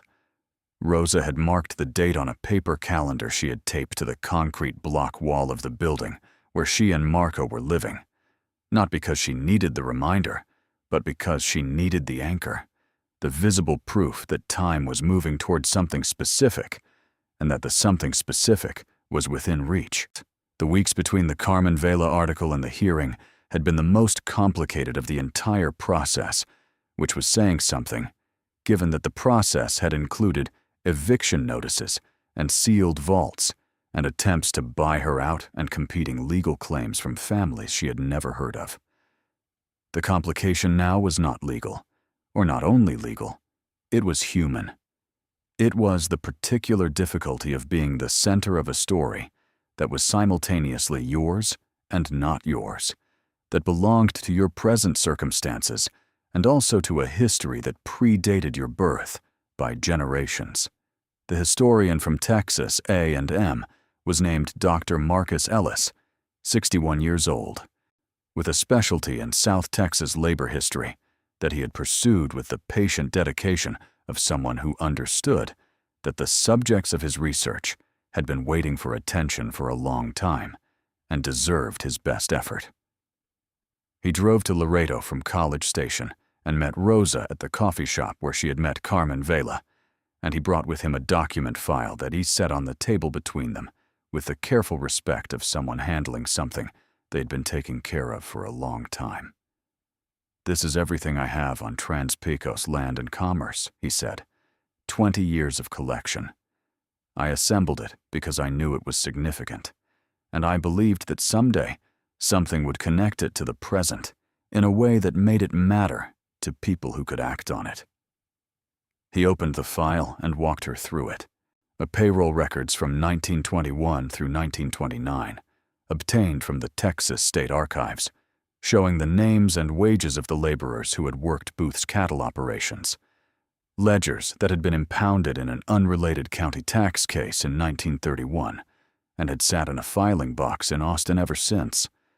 Statements from the 1932 probate proceedings in which several former employees had attempted to file wage claims against the estate and been turned away because the estate had been declared insufficient to satisfy those claims, the official determination being that Booth's assets did not cover his debts, a determination that was accurate only because those assets were buried. He had 47 names of workers whose documented wages had been underpaid or withheld entirely. He had records of families that had tried, in the years after Booth's death, to recover what they were owed and had been unable to do so. He had traced the subsequent histories of 11 of those families with enough specificity to provide current contact information for living descendants. The woman from Corpus Christi was named Alma Reyes, and her grandfather, according to Dr. Ellis's file, had been a man named Tomas Reyes, who had worked the Booth cattle operation from 1923 through 1928, and whose documented unpaid wages amounted to what would today, calculated with appropriate interest and adjustment for historical value, come to approximately $42,000. Tomas Reyes had died in 1961. His daughter, Alma's mother, had died in 2019. Alma herself was 58, a retired school administrator, and she had driven from Corpus Christi to Laredo specifically because she had read Carmen Vela's article and had understood, immediately and clearly, that something was happening that she had a connection to. Rosa met her on a Saturday morning at the property. She had told Deputy Garza, who had become a steady presence, what to expect, and when Alma Reyes got out of her car and looked at the cattle loading platform, her expression was something Rosa had not anticipated. Not anger, not grief exactly. Something more like recognition, the look of someone who has been told a story their whole life and has finally arrived at the place where it happened. "My mother used to say that my grandfather's hands built this," Alma said. She pointed at the platform. "He was a carpenter. He helped build this structure." She never said it with pride, because it was built for someone who cheated him. But she never forgot either. Rosa stood beside her and looked at the platform. She thought about Harlan Booth and the precision of the vault construction and the quality of the hardware and the care that had gone into building something meant to last. She thought about the hands that had done that building and what those hands had been paid. "I've been thinking about what to do," Rosa said. "I don't have the money yet. The legal process has to finish first. But I've been thinking about it since I read Carmen Vela's piece." Alma turned to look at her. "What have you been thinking?" Rosa had been working on this for 3 weeks, with Gabriella's help and Dr. Ellis's documentation, and the kind of careful and systematic thinking that had gotten her through the discovery process without making decisions she would regret. She had been thinking about what the right thing was, which was not always obvious, and about what was legally possible, which was a different and sometimes overlapping question, and about what she wanted Marco to understand about the kind of person his mother was. "I want to create something permanent," Rosa said. "Not just a payment to people who are still alive. Something that stays and that carries the names of the people who built this place and weren't paid for it." She paused. The gold in those vaults came from South Texas land and South Texas labor. It should do something for South Texas land and South Texas labor in perpetuity. Alma was quiet for a moment. Then she said, "You've thought about this seriously." "Since the beginning," Rosa said. She looked at the platform. "I didn't find this money by accident. I found it because I was looking for something, because I needed something to be possible. There are a lot of people in this county who need something to be possible." She paused. "I have more money coming than I will ever need personally. The question is what to do with the part that exceeds personal need." Alma looked at her with an expression that Rosa could not entirely read, but that felt, somehow, like relief.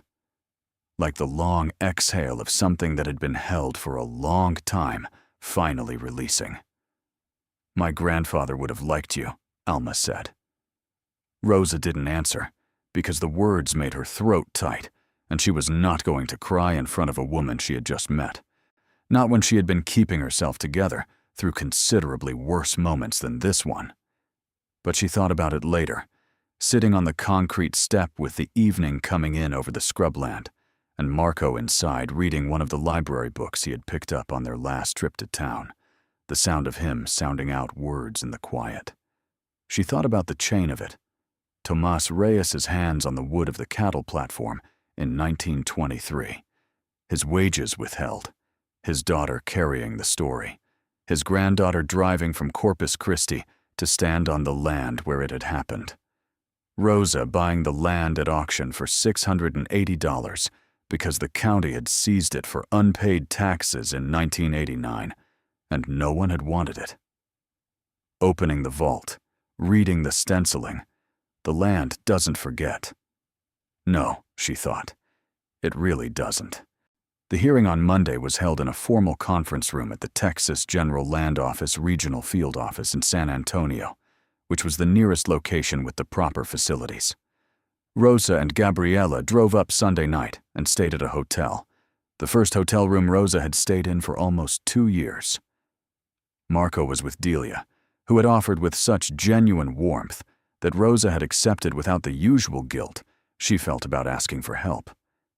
The room at the hearing was full. Patricia Salinas represented the land office. Dr. Franklin Webb was present as the authenticating expert. 3 attorneys represented Preston Booth. 2 attorneys from a separate firm represented the Gerald Herrera claim. Gabriella sat beside Rosa with the document file that had been growing for 8 weeks, and that now filled 2 full binders. The land office hearing officer was a woman named Judge Adriana Castillo, retired district court judge brought in for the day, who looked at the room with the calm authority of someone who had presided over more complicated situations than this one, and found it, by comparison, relatively manageable. Preston Booth was present in person, which Rosa had not expected. He was 67, as the filing had said, with gray hair and the kind of face that had probably been handsome when young and had settled into something merely distinguished. He sat at his attorney's table and did not look at Rosa when she came in, which she noted without surprise. Gabriella presented first. She laid out the timeline, the property purchase, the discovery documentation, the authentication process, and the legal framework supporting Rosa's ownership claim. She presented the argument about Harlan Booth's deliberate concealment of the assets from the 1932 probate. She presented the documentation of Dr. Ellis's research into the labor history of Trans-Pecos land and commerce, not as a legal argument, but as context, a framing of the full historical picture. The Booth attorneys went next. Their argument was more refined than Rosa had expected.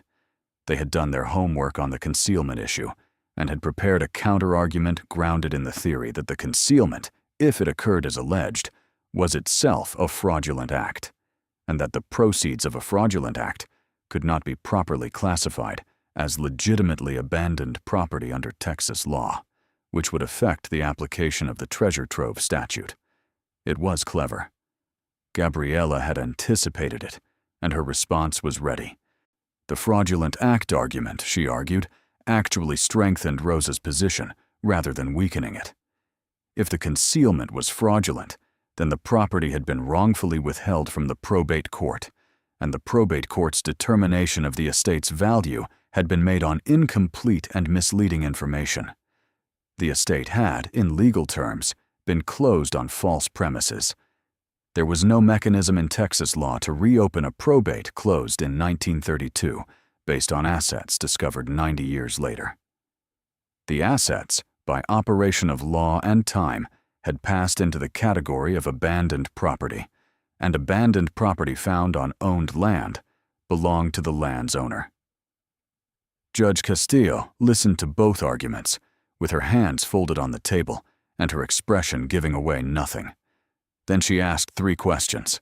One of them about the specifics of the Texas Property Code, one of them about the probate timeline, and one of them that surprised everyone in the room, which was directed at Rosa directly. Ms. Delgado, I've read about your plans for a portion of the assets, the foundation for descendant families, and the labor history memorial. Is that something you intend to formalize? Rosa had not expected to be addressed directly. She had prepared for documentation review, not for personal questions. But she had thought about her answer to this question, in various forms, for weeks, and she gave it without hesitation.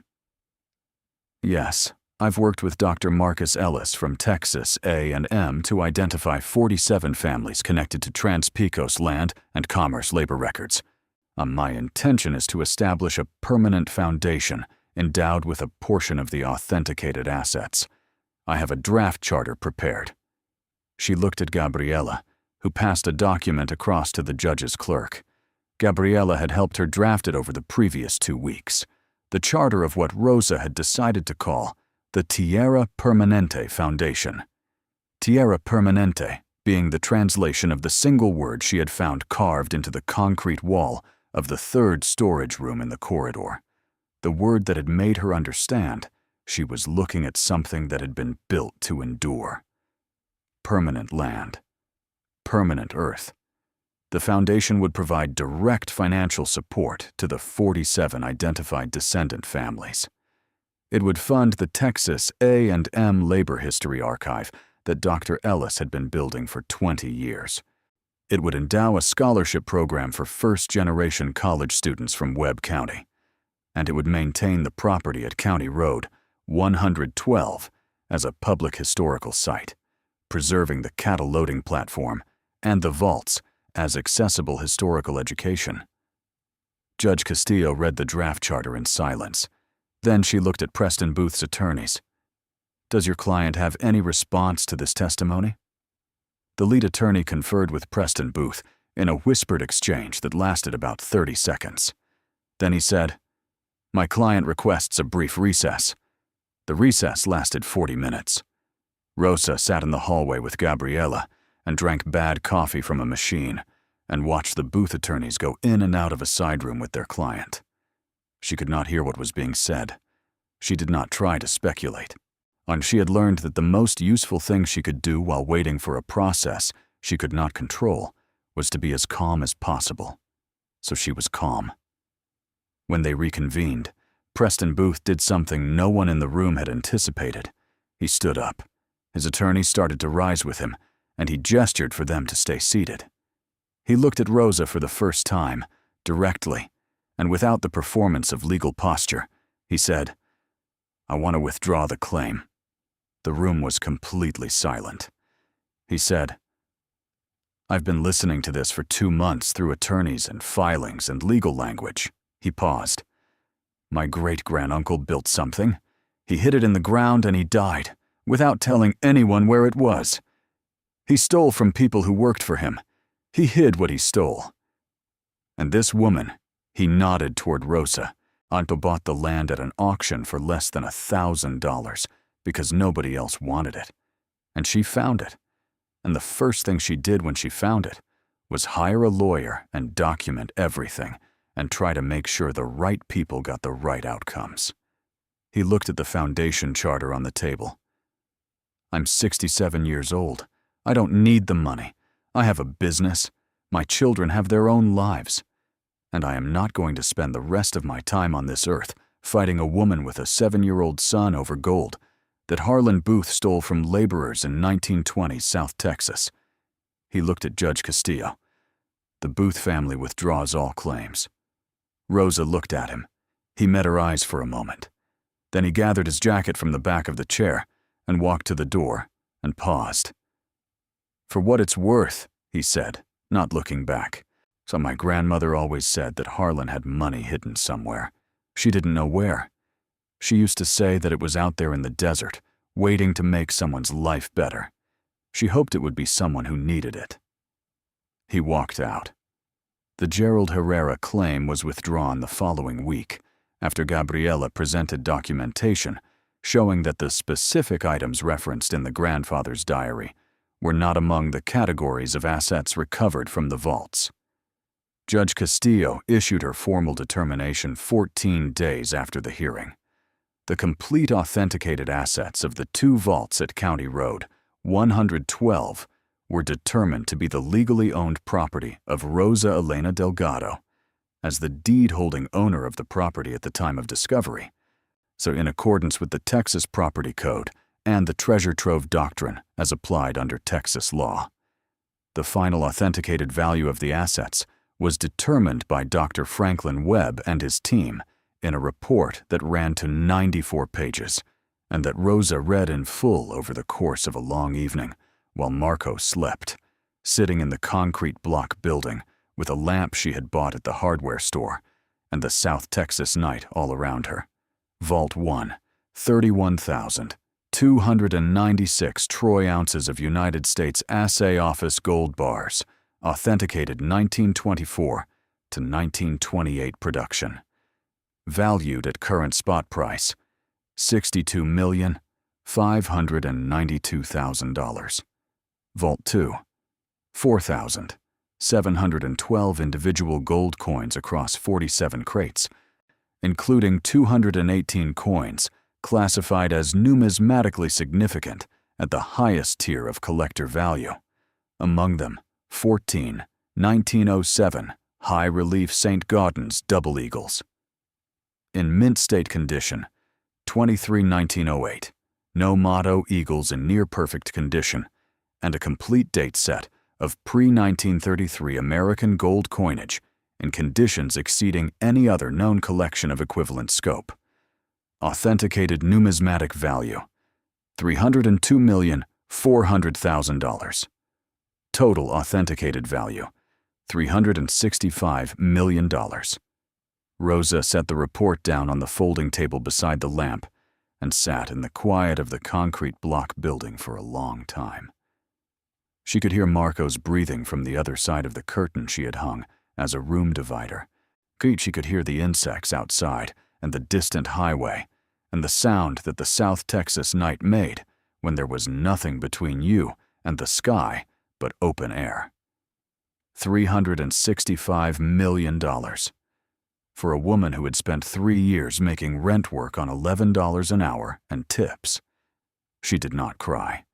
She thought she might have been expecting to cry, in the way that you anticipate an emotion you have been postponing for weeks, and then find, when the moment arrives, that the emotion has already done its work somewhere quieter and is not waiting in the obvious place. She sat and breathed and looked at the numbers on the page and felt what she felt, which was large and complicated and not reducible to any single thing she could name. She thought about her mother in the rented room. She thought about Ernesto's note on the refrigerator. She thought about Marco's drawing of the house with the yard and the garden and the dog. She thought about Tomas Reyes's hands on the lumber of the cattle platform and Alma Reyes's face when she looked at the place where her grandfather had worked. She thought about Harlan Booth sealing the vault in 1929 or 1930, and dying before he could come back, and about the long patience of the ground. Then she folded the report carefully and put it in the document box she kept on the shelf above the folding table, alongside the authenticated deed and the Tierra Permanente Foundation charter and the letter from Judge Castillo's office confirming the determination and the first pages of the asset transfer documentation that Gabriela had already begun preparing. Then she went to sleep. She slept better than she had in months. The decisions she made in the weeks that followed were not quick, because she had learned, in the way that people who have had very little learn when they acquire a great deal, that the decisions you make quickly with new money are rarely the decisions you would make if you gave yourself the gift of patience. She had watched people around her entire life make the panic purchase, the impulse resolution of a long-standing pain, the emotional decision that felt right in the moment and cost twice as much later. She was not going to do that. She kept working at the diner for 6 more weeks, not because she needed the money, which was a strange new sentence to exist in her life, but because the diner was a place where she knew who she was and what was expected of her, and where the rhythms of her days were still, the rhythms she had built her stability on. She needed the continuity while the legal and financial processes completed themselves. She needed the ordinary. Delia watched her with the particular affection of someone who had seen a person they cared about receive something extraordinary and was monitoring them for the specific corruption that extraordinary things sometimes cost. "You're still the same," Delia said, one morning about 3 weeks after the determination came through. "Should I be different?" Some people would be. Delia refilled the coffee urn. Some people get money and start acting like they were always about to have money, and the years of not having it were just a temporary inconvenience. Rosa thought about that. She thought about the eviction notice, which she still had in the document box alongside everything else, not because she needed it anymore, but because she understood its function in the story she would someday tell Marco about who they were and where they had come from and what his mother had done when everything had narrowed down to 60 days. "No," she said. "Those years weren't an inconvenience. They made me who I am. I'm not going to pretend they didn't happen." Delia poured her a coffee without being asked. "That's the right answer," she said. The Tierra Permanente Foundation was formally established in November, 4 months after the discovery. The endowment was set at $75 million, drawn from the gold bar assets of Vault 1, which were liquidated through a structured sale process that Gabriela and the financial team she had assembled managed over a period of months to avoid depressing the market price. The numismatic assets of Vault 2 were kept intact as a collection, with the determination, made after extensive consultation, that the coins were worth more as a unified historical collection than as individual sales, and that the collection would eventually find a permanent home in a museum context that honored both the coins themselves and the history of their discovery. The Foundation's first act, in the month of its establishment, was to make direct payments to the 47 identified descendant families from the Trans-Pecos land and commerce labor records. The amounts varied depending on documented wage records and the number of living descendants, but the smallest payment was $14,000 and the largest was $280,000 to the family of a laborer named Eduardo Garza, who had worked the operation for 8 years and whose documented withheld wages were the most extensively recorded in Dr. Ellis's archive. Alma Reyes received $56,000 in recognition of her grandfather, Tomas's documented unpaid labor. She called Rosa the day the check arrived and cried on the phone for a long time, and Rosa let her, because some things needed their time. "I keep thinking about how he died not knowing," Alma said, "that somewhere in the desert, the money he earned was sitting in the ground, and nobody knew it was his." Rosa thought about what to say. She had thought about this conversation in advance, knowing it was coming, and knowing it would be the hardest kind of conversation, the one where comfort was limited by the truth of what had actually happened.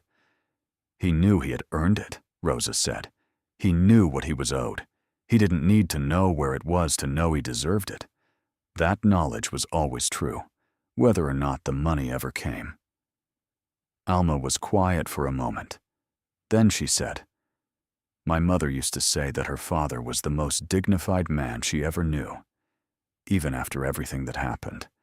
That kind of dignity doesn't come from being paid what you're owed." Rosa paused. "But being paid what you're owed is still right."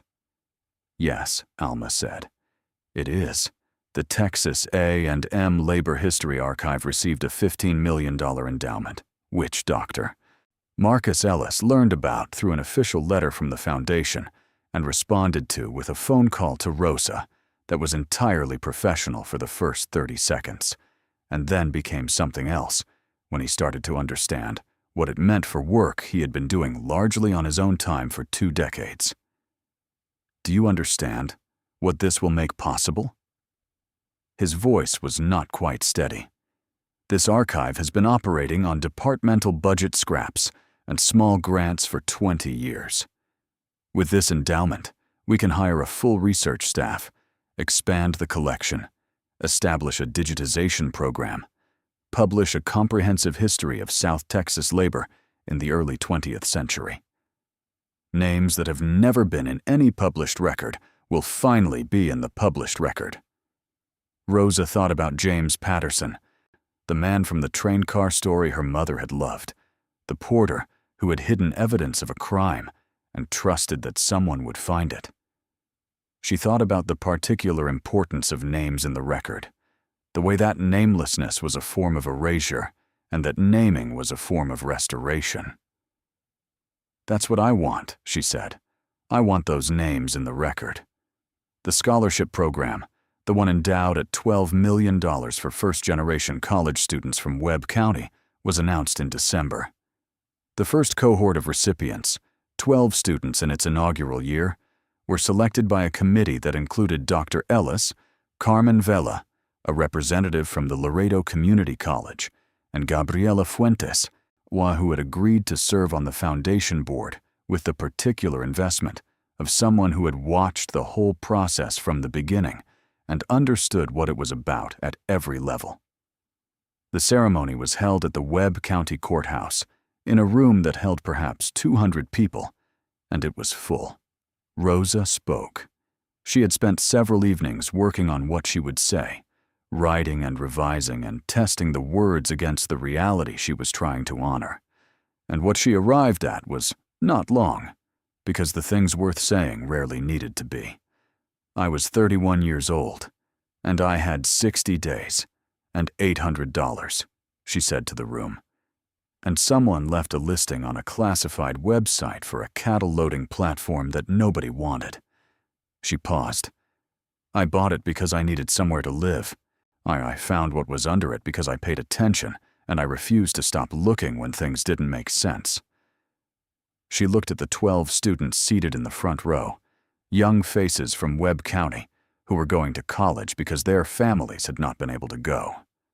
"I am not special. I am stubborn and careful, and I grew up in circumstances that taught me how to solve problems without a lot of resources. Those are the same skills that every person in this room has if they grew up the way most of us grew up." She paused. "This money was earned by people like your grandparents and great-grandparents. It should do something for people like their grandchildren. Use it well." The applause that followed was the kind that came from a room that felt something real. Not the polite applause of ceremony, but the fuller sound of people who recognized something true being said. After the ceremony, Carmen Vela found her in the hallway. "I've been offered a book deal," she said, "about the full story, the Booth history, the discovery, the foundation." She looked at Rosa. "I wanted to ask your permission before I pursued it. This is your story." Rosa considered. "Tell it accurately," she said. "That's always the plan," Carmen said. "Tell the labor story as prominently as the treasure story. Don't let the treasure be more interesting than the people." Carmen smiled. Deal. They were building a proper house on the property, not a mansion, not anything that would have looked out of place in the landscape it was part of. Rosa had worked with a local architect, a woman named Sofia Herrera, who had grown up in Laredo and had spent her career building structures that understood the specific climate and light and character of South Texas, to design something that was functional and beautiful and rooted in the place it was standing on. The house would have 4 bedrooms, which felt extravagant to Rosa until she thought about what 4 bedrooms meant, which was room for Marco to grow and room for her brother Felix to visit, and room for the foundation work she would be doing for years, and a spare room for people who needed somewhere to be. It would have a proper kitchen and a proper bathroom and insulation and plumbing and all the ordinary things that she had spent 3 years without, things she understood now as not ordinary at all, but as the infrastructure of a decent life, and things that most people took for granted and that she would never again take for granted. It would also have a library. This had been Marco's request, delivered with the calm certainty of a 7-year-old who had spent 4 months living in a concrete block building and reading library books by lamplight, and had concluded that if they were building a house, it should have a room where books lived permanently. "A library," Rosa had said. "For all the books," Marco confirmed. She had agreed immediately. The cattle loading platform was being preserved in place, as the historical site charter required, and a local contractor had assessed it and confirmed that the steel frame was structurally sound enough to maintain for the foreseeable future with appropriate treatment and periodic maintenance. There would be an interpretive panel explaining what the platform was and when it was built and what was found beneath it. There would be names on that panel, the names from Dr. Ellis's archive, the 47 workers who had built this place and whose labor was part of what the platform represented.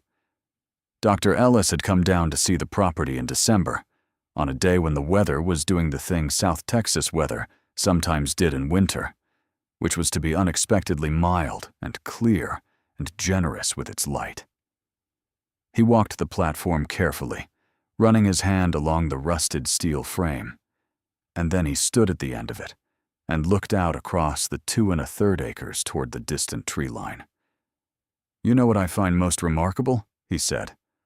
Rosa waited. "Booth built this to be invisible," he said. "The platform was real. The cattle operation was real. Everything visible was real.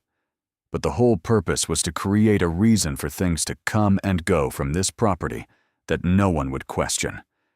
He built visibility as a cover for invisibility." He looked at Rosa, and then for 90 years the cover was all anyone saw, until someone looked at it and asked what was underneath. Rosa looked at the platform. She thought about all the people who had driven past it on County Road 112 over those 90 years. The county tax assessors who had seized it in 1989.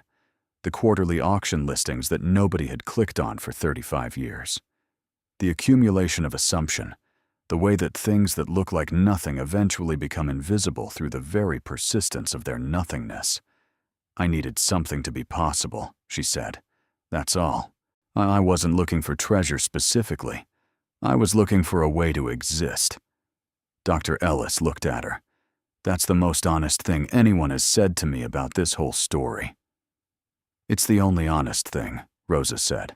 "The story got told in the way stories like this get told, which is to say in multiple versions and through multiple channels simultaneously and with varying degrees of accuracy. Carmen Vela's book was thorough and fair and put the labor history front and center in a way that Rosa was grateful for every time she read a review of it. A documentary crew came in the spring, a woman named Renata Torres, who had made 3 previous films about Texas history, and who approached the project with the seriousness it deserved and the warmth it needed, and Rosa agreed to participate on the condition that Marco's face not be shown without his permission, which Renata honored entirely, because she was the kind of filmmaker who understood that the people in her films were people first. Derek Sloan called once more, about 6 months after the determination. He did not make an offer this time. He said only that he had followed the news and wanted to say that he had underestimated her, which she found, coming from him, oddly satisfying in a way she did not entirely want to examine. "I offered you $7 million, he said, "for assets worth $365 million. You could have taken it." "I knew I could take it," Rosa said. "That was the point." She paused. "Knowing you can take a bad deal and choosing not to is how you eventually get to the right one." There was a silence on the line. Then he said, "For what it's worth, I'm glad you didn't." She wasn't entirely sure she believed him, but she thought it was possible, and possible was enough. The house was finished in March, 8 months after Rosa and Marco had moved into the concrete block building. The day they walked through it for the first time, properly, with the rooms complete, and the light coming through the windows Sophia had designed to catch the morning sun. Marco ran from room to room, the way children run through new spaces, with the proprietary joy of someone who knows that a place is theirs. He stopped in the doorway of the library, which had built-in shelves on 3 walls that were currently empty and waiting. "We need a lot of books," he said. "We'll get them," Rosa said. He turned to look at her.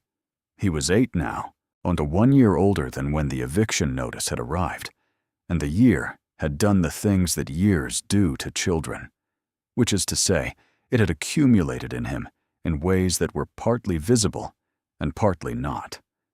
He was still the same child who had made the drawing of the house with the yard and the garden and the dog. He was also something more than that child now, something that had been shaped by a year of watching his mother face down everything that had come at them with the specific calm of someone who had decided, at a foundational level, not to be defeated. "Mama," he said. "Yes. Are we going to be okay now?" It was the same question he had asked before, in the cramped apartment when the eviction notice was on the counter and everything was uncertain. But it sounded different now. Because he was older, and because the circumstances were different, and because the question itself had a different weight when you were asking it from inside a house you owned on land you had found and kept. Rosa looked at her son in the doorway of the library they were going to fill with books. She thought about everything that had brought them to this room, the classified listing and the county auction and the $680 and the shaft in the embankment and the cool, sealed air of the vault rising around her in the early morning light, the 47 locked crates and the stenciled initials and the 90-year silence finally broken by a woman who needed somewhere to live. She thought about Harlan Booth and Tomas Reyes and Alma Reyes and Dr. Marcus Ellis and Carmen Vela and Gabriela Fuentes and Preston Booth walking out of the hearing room, and Dr. Franklin Webb saying quietly that he had never, in 31 years, seen anything of this magnitude in a field discovery context. She thought about her mother saying the land doesn't forget. "We are more than okay," she told Marco. "We are exactly where we are supposed to be." He accepted this with the complete trust of a child who had watched his mother be right about hard things for a year and turned back to the empty shelves. "We should start with history books," he said thoughtfully. "Because of what we found. Because we should know more history." Rosa stood in the doorway and looked at the empty shelves waiting to be filled and felt, for the first time in longer than she could precisely remember, the particular piece of a person who has stopped running and arrived somewhere real. "Yes," she said. "We'll start with history." The cattle loading platform still stood on the property, rust orange in the morning light, exactly as it had always stood, unrevealing and patient, doing what it had always done, which was to be present and to wait.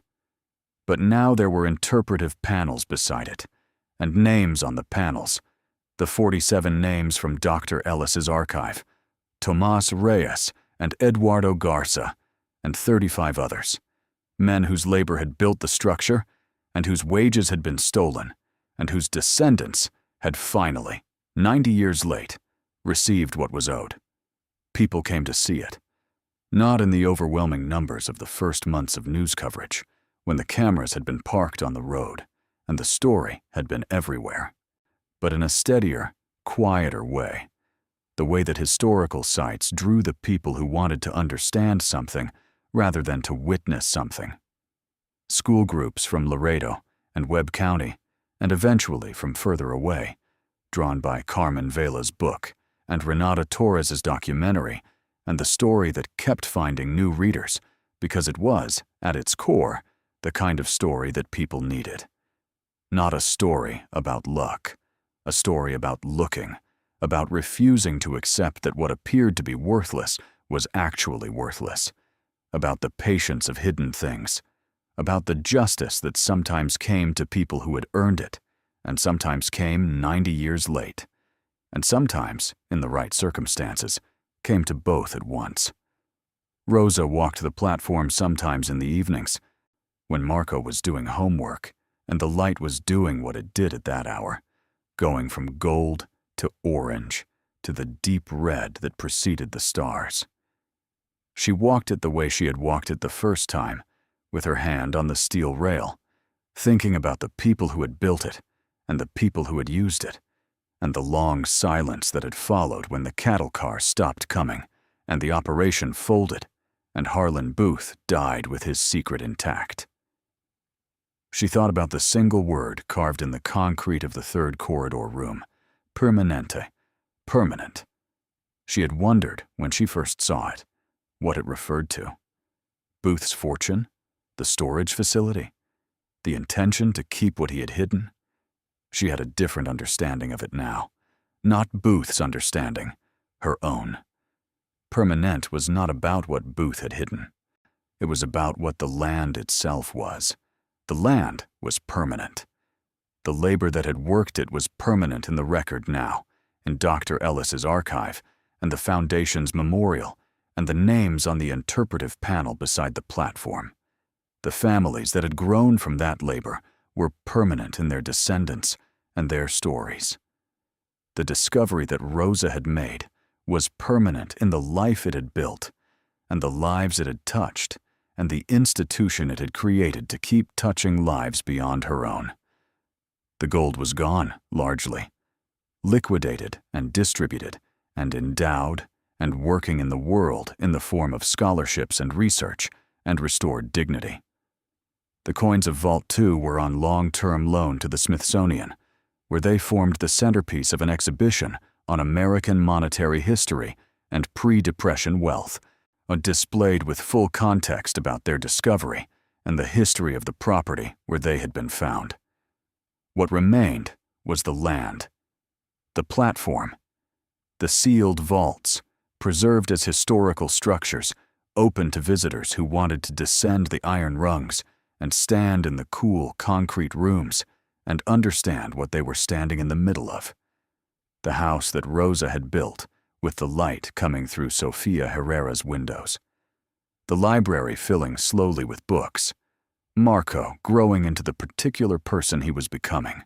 Someone who knew that his mother had found something extraordinary, not because she was lucky, but because she had paid attention and refused to stop looking, and had understood, at a level that was not quite thinking and not quite feeling, but something in between, that the most important things were often the things that everybody else had walked past without seeing. He was going to be that kind of person too. Rosa could already see it in him, in the way he asked questions, and the way he remembered things, and the way he looked at the cattle platform sometimes, with an expression that was older than his years, a kind of reckoning with history that children did not usually perform, but that a year of living in the middle of a real historical story had apparently given him. One evening, near the end of their first spring in the house, he asked her something she had not anticipated. Do you think Harlan Booth was bad? Rosa thought about it seriously because he deserved a serious answer. He stole from people who worked for him. That was bad. He hid what he stole. That was bad. He built something that looked like one thing and was another thing, and the people who built it for him didn't know. Marco considered this. But then you found it, and the families got paid. Yes, Rosa said. So something bad made something good happen. She thought about how to answer that. Something bad happened, she said carefully. And then, a long time later, something good happened. I don't think the bad thing made the good thing happen. The good thing happened because people decided to make it happen. Your grandfather's generation, the workers, they tried and couldn't. And then I found what they couldn't find, and I had the choice of what to do with it. And you chose right, Marco said. I tried to, Rosa said. He looked at the platform in the evening light. It's still here, he said, even though everything changed.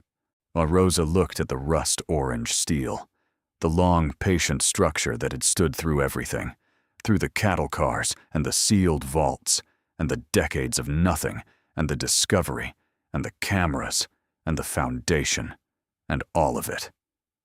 Some things are built to stay, she said. Marco nodded, satisfied with this, and went back inside. Rosa stood in the evening light and looked at the land that was hers, at the platform, and the vaults, and the house, and the 2 1/3 acres of South Texas scrubland that everyone had passed over and no one had wanted, and that she had bought for $680 on a Saturday morning, when she had 60 days and nothing to lose, and something she had not yet found to gain.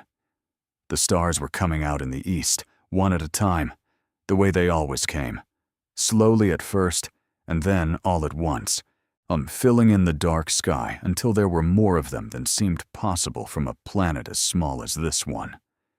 She stood and breathed and thought about her mother's phrase. The land doesn't forget. No, she thought, and neither do I. And she went inside, to her son and her house, and her library, and the long work of the foundation, and the permanent, patient life she had made out of 60 days and $680, and the willingness to look at what everyone else had decided wasn't worth seeing. Thank you so much for watching until the end. If you loved this story, check out the other videos on your screen now. I think you'll really enjoy them. And don't forget to subscribe if you haven't already. See you in the next story.